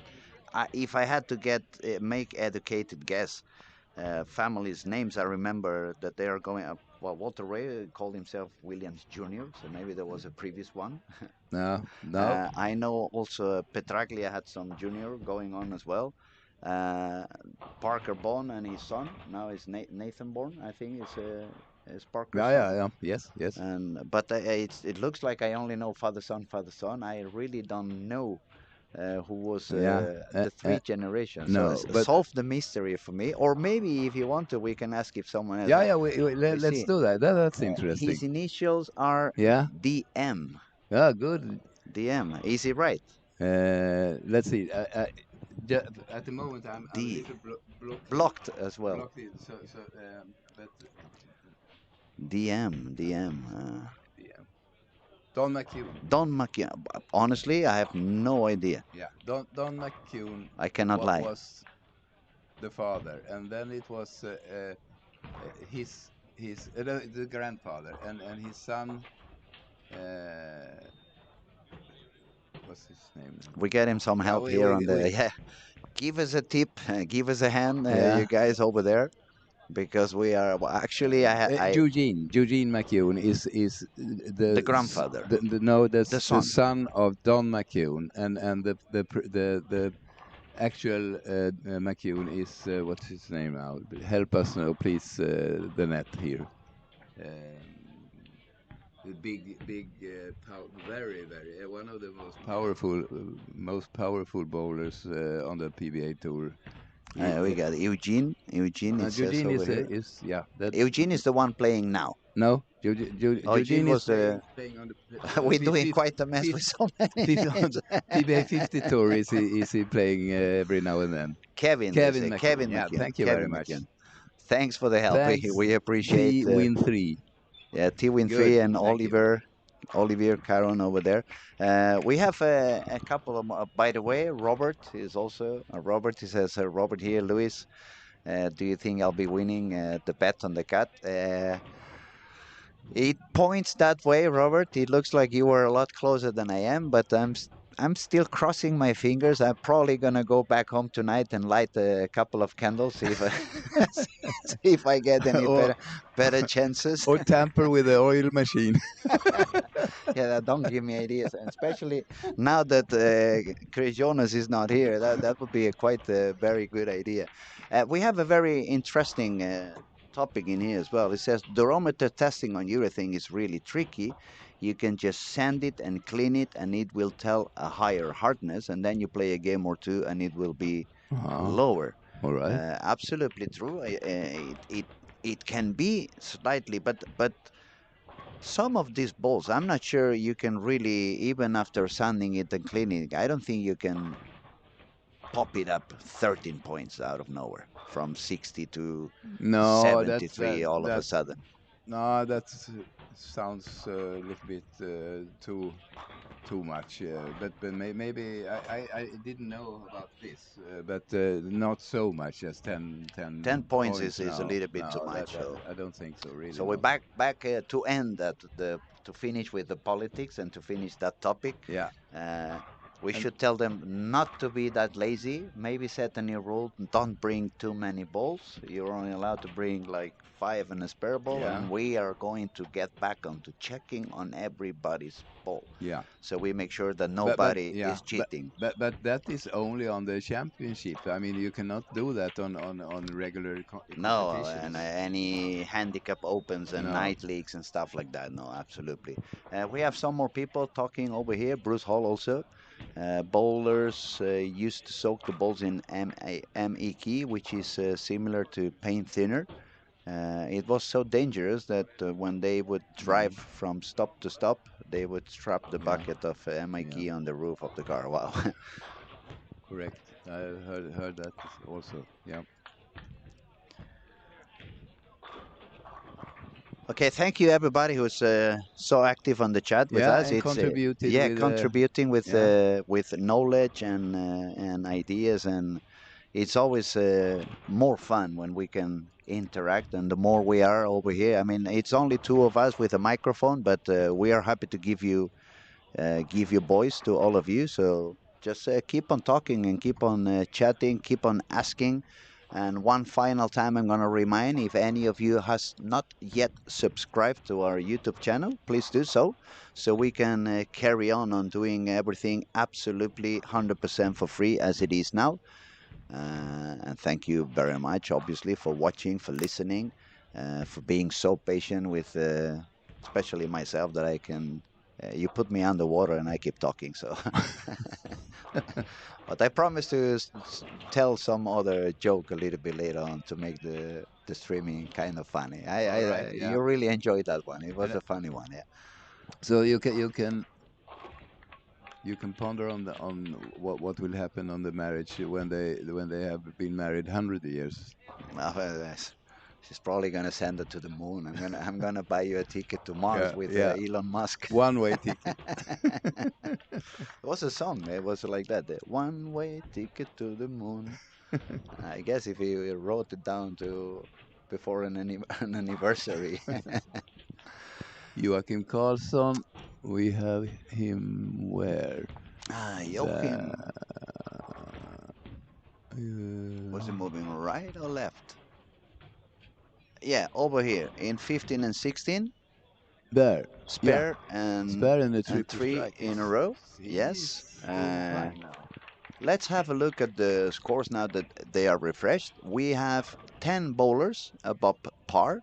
Number 1, Joachim Karlsson, 1131. Number 2, Thomas Larsen, 1108. Andrew Hall on the third place with 92 over. Sandro Brandt, who just shot 267 from Germany, is now sitting with 81 over. Richard Tees is fighting his way. He hasn't had any low game. 193, 199, 247 to 2192 with 51 over. Then we find Paul Purps with 45 over. Lukas Jelinek from the Czech Republic, 36 over. Adam Andersson from Sweden, 22 over. Chase from United States is 20 over. And Elisa still fighting. She somehow manages to not drop too much. She's sitting with 7 over par. She needs a little bit more than 220 to. If she makes the 20, it's going to be 3 girls tied to 27 over. So she needs a little bit higher than that.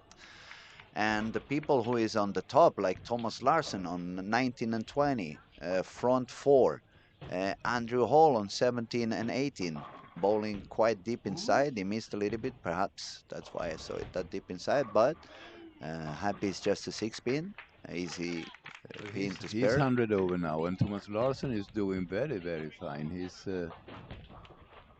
He has Yeah, started almost with got a the 5. four Yeah. double, 4-bagger, and leaving the 9-pin.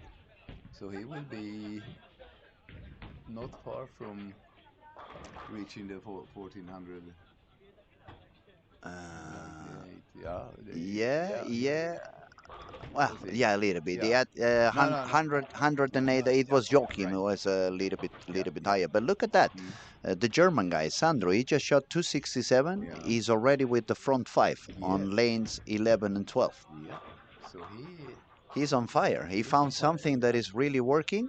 It's really working good for him. He actually had a low game. It was on fresh. He shot 170 on game number 1. After that, it's 221, 226, 197, 267, and now front 5.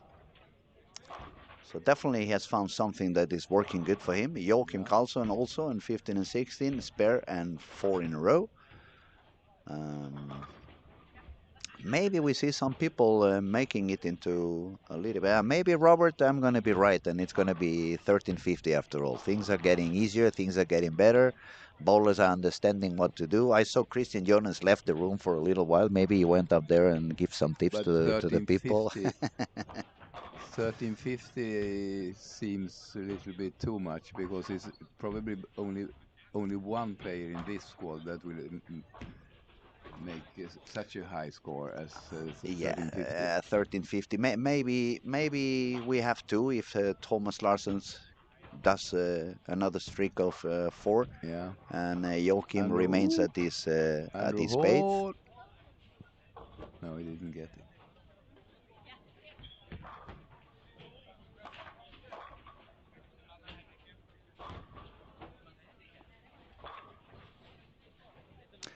Now we have Elisa on lane 9-10, strike 9 spare, 9 spare. She's also with 7 over par. She needs a game of 220 or 230, preferably 230 if she wants to take the lead. And yeah, we have seen shots like that a few times this week. You make a miss of a little bit more than you expect either of the sides, and the ball's going to go directly to the corner. It's not going to help you. Now Elisa's bowling on lane 9. She moved, definitely she moved deeper than what she was doing a couple of games ago. She was somewhere around 10, 11, 12. And now she's already around 17, 18 in the arrows. But I guess that's a lot of traffic on that spot. It's too many balls have been thrown through that area. Yeah. So it's not an easy moment. Thomas Larsen strike again on the 6th frame. Sandro Brandt left the 10-pin in the 6th frame after beginning with a 5-bagger.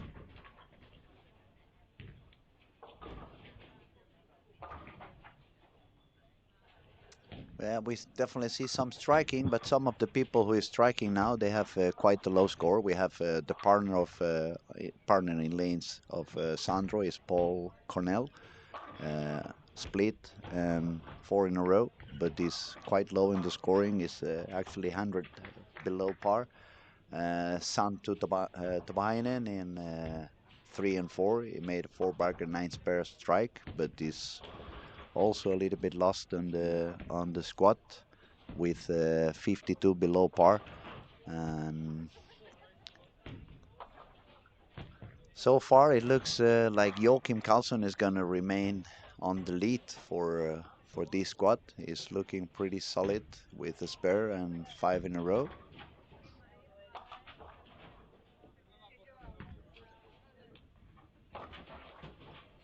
Can be 1400. Kanske, maybe. I Will he have manage? to say it in even one more language. Cool. Oh yeah. He got another very Oh yeah. super nice the boy strike. can play. That's a 6 in a row. And you didn't jinx it, Luke. Yeah, that's good. I'm getting better on talking without corrupting the result. But now that you said that he's the son of Åsa Larsen, I mean, he's got the talent on his DNA. Then it is piece of cake. Piece of cake. It Yes. it runs on your DNA. It's you shouldn't be surprised.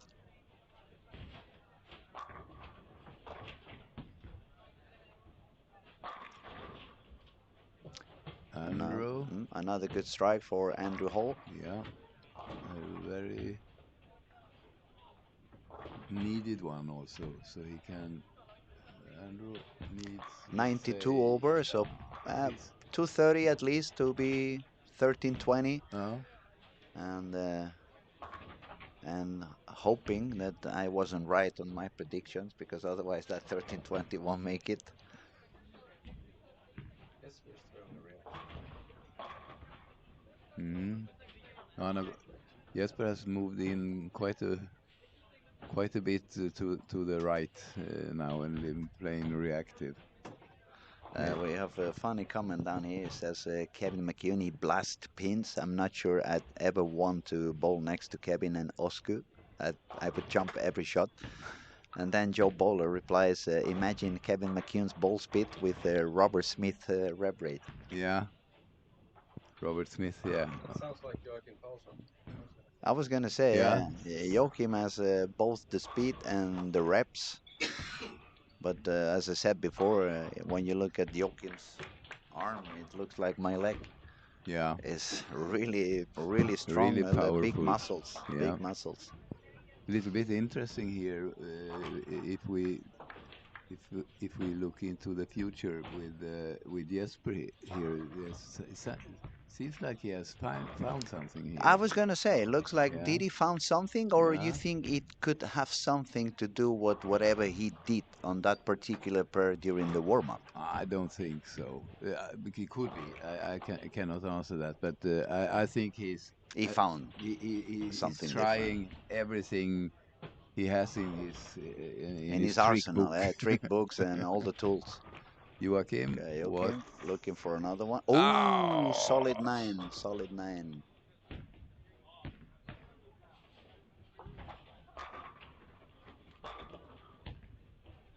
Let me tell you though, when I see a solid 9 in this stage, it for me it would be good news, because it means the ball has the power to carry on at the back of the lane. The ball is definitely not losing energy Oh, but too early.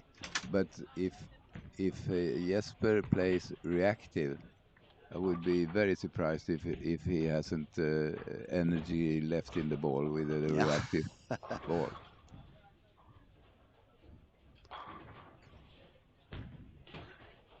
We'll see pretty soon what Jasper is doing. You think he had moved a little bit deeper, or maybe He's quite deep. Now. quite deeper? Yeah. Yeah. I haven't really looked. It was too many screens to try to follow. Yeah. And, but I'm gonna pay attention now when he makes his shot.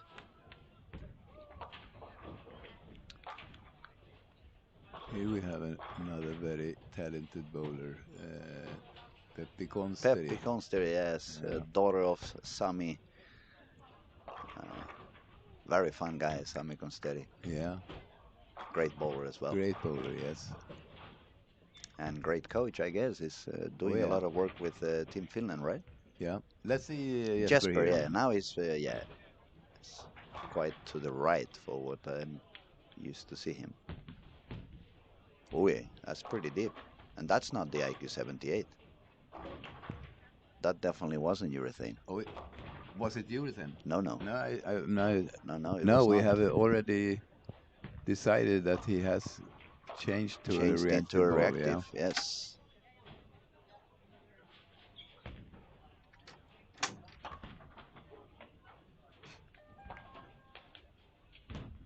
Okay, let's see Joachim again on lane 15. He is It's quite quite deep, yeah. deep. That's That's powerful shot. yes, yes. Very powerful, very consistent. And It looks amazing, yes. but where have is Sandro Brandt? Where is he? There. Sandro has got front five, Yeah, spare, yeah. and strike again on the 8th frame. He could make 260 something. We can keep his scoreboard this way just until he has shot his ninth frame Hmm. to see if he can make that one too. Here he is on lane 11, Sandro Brandt. You need one more, and you get it. And he got it, yes. Very important for him. He's got 81 over after 5, so now it's a 5-bagger and a double. That's 40 something. That's already 120 Something. something over. One more strike on the 10th. That will be already 130 something Yep. over. If Robert was right, that would secure a spot for Sandro in the final. And another strike for Thomas Larsen as well. Wow. Doing really good on lane Yeah. 19 and 20. And that is one thing that you want to do. Excuse me. On lane 20, he had not a good shot. He had the Brooklyn, but he makes sure to give a good use to that Brooklyn by making a very good shot on the So next one. simply he decided to make a good shot and a strike. That's so it's so easy if you only have the decision, isn't it? So Is on a scoring pace of 279 if he strikes out, and he had 108 over, so that would put him with 187 over. That's really high. Not the leader. We have Ethan Fury. Actually, Ethan Fury would be the leader and the number 2 in the tournament because he's got the 2 highest scores so far. that's 179 over it was yesterday, 193 over it was earlier this morning. Yeah, now we go with Joachim. Oi. Now we have a new jinxer professional in the room. It wasn't me this time. But still, it's a very good squad for him. It's going to be 20 pins short to the 1400, so that for sure is going to give him a spot in the final. Didn't get And one Thomas more. carries on with Thomas his working pace. Okay, good enough for Joachim, taking the spare.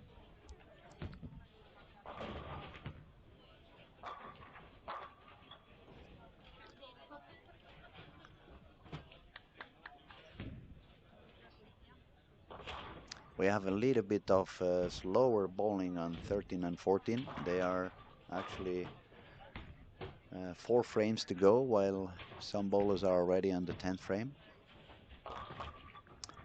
Wonder if they had some issue with some ball stuck in the bag, or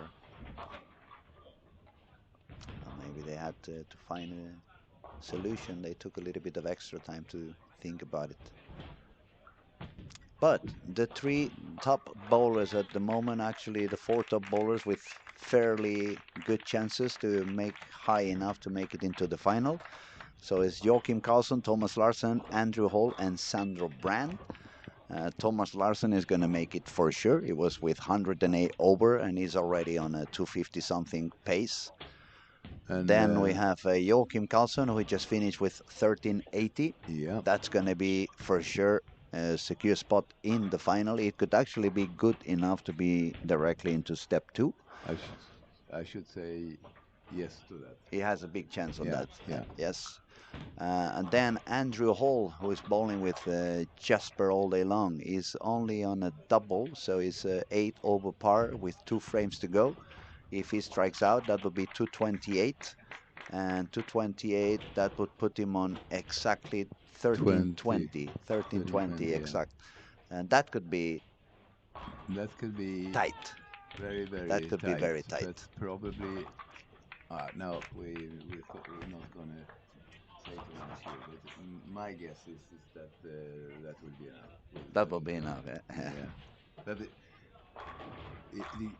has it been any squad with four players over 1300 so far? I don't think so. I don't think so. I I don't think think so either. the best squad we had so far it was 3 bowlers with 1300. But if that scoring pace keeps growing the way it's Yeah. growing the last day and a half, maybe it's coming to my numbers at the end of the Yes, weekend. who knows? Who knows? Anything can happen You here. know, I have the crystal ball up here to see the future and try to guess. Yeah. Now, jokes away, let's see what Thomas Larsen manages to do on the 10th frame. He's trying to get the 279. And let's see what he does.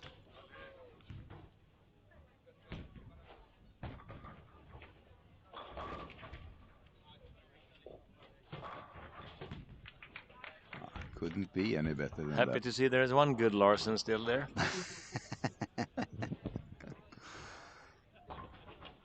And that was none of us who said that. So it And was him, no, the he said it himself. master himself.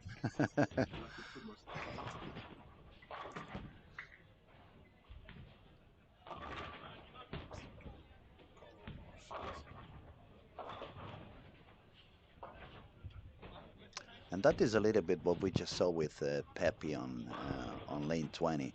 They have the rev rate, they have the skills to move that deep on the lane, but they miss a little bit of speed perhaps Yeah. to be able Let's see to. here now. He needs one more for 1400. Isn't that correct? No, 1387 would be the. Ah, yeah. Oh, he missed a little bit in. Missed a little bit Ooh. in. But a very solid score, 1376, which is going to be. Yeah. He was one away. Yeah, you're correct. Uh, it's just going to be 4 pins short to Joachim Karlsson. Joachim had 1380. Thomas Larsen is going to have 1376. And now we have to see what Andrew Hall can manage to do on the 10th frame. And Sandro, we have forgotten where Sandro. Sandro shot 246, so he ended up with 1327. That's quite a good score.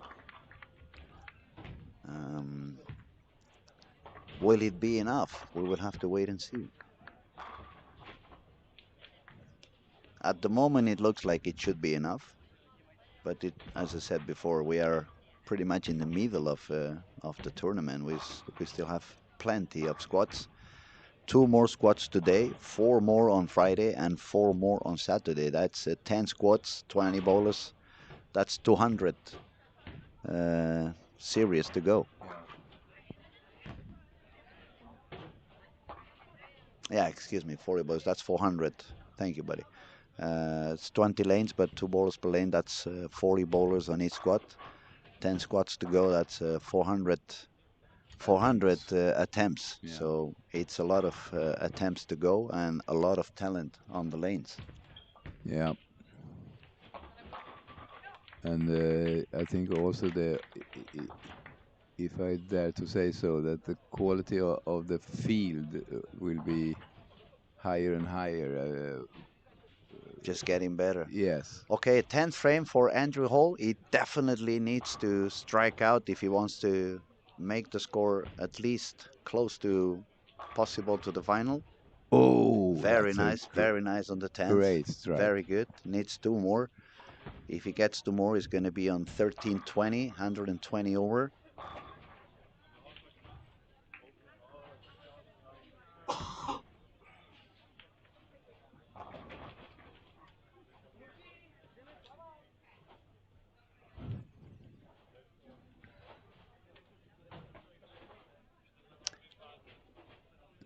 Let's see. Totil. No, 2 more. 2 more. I think this one here is. That's the important one. That is especially very yes. important.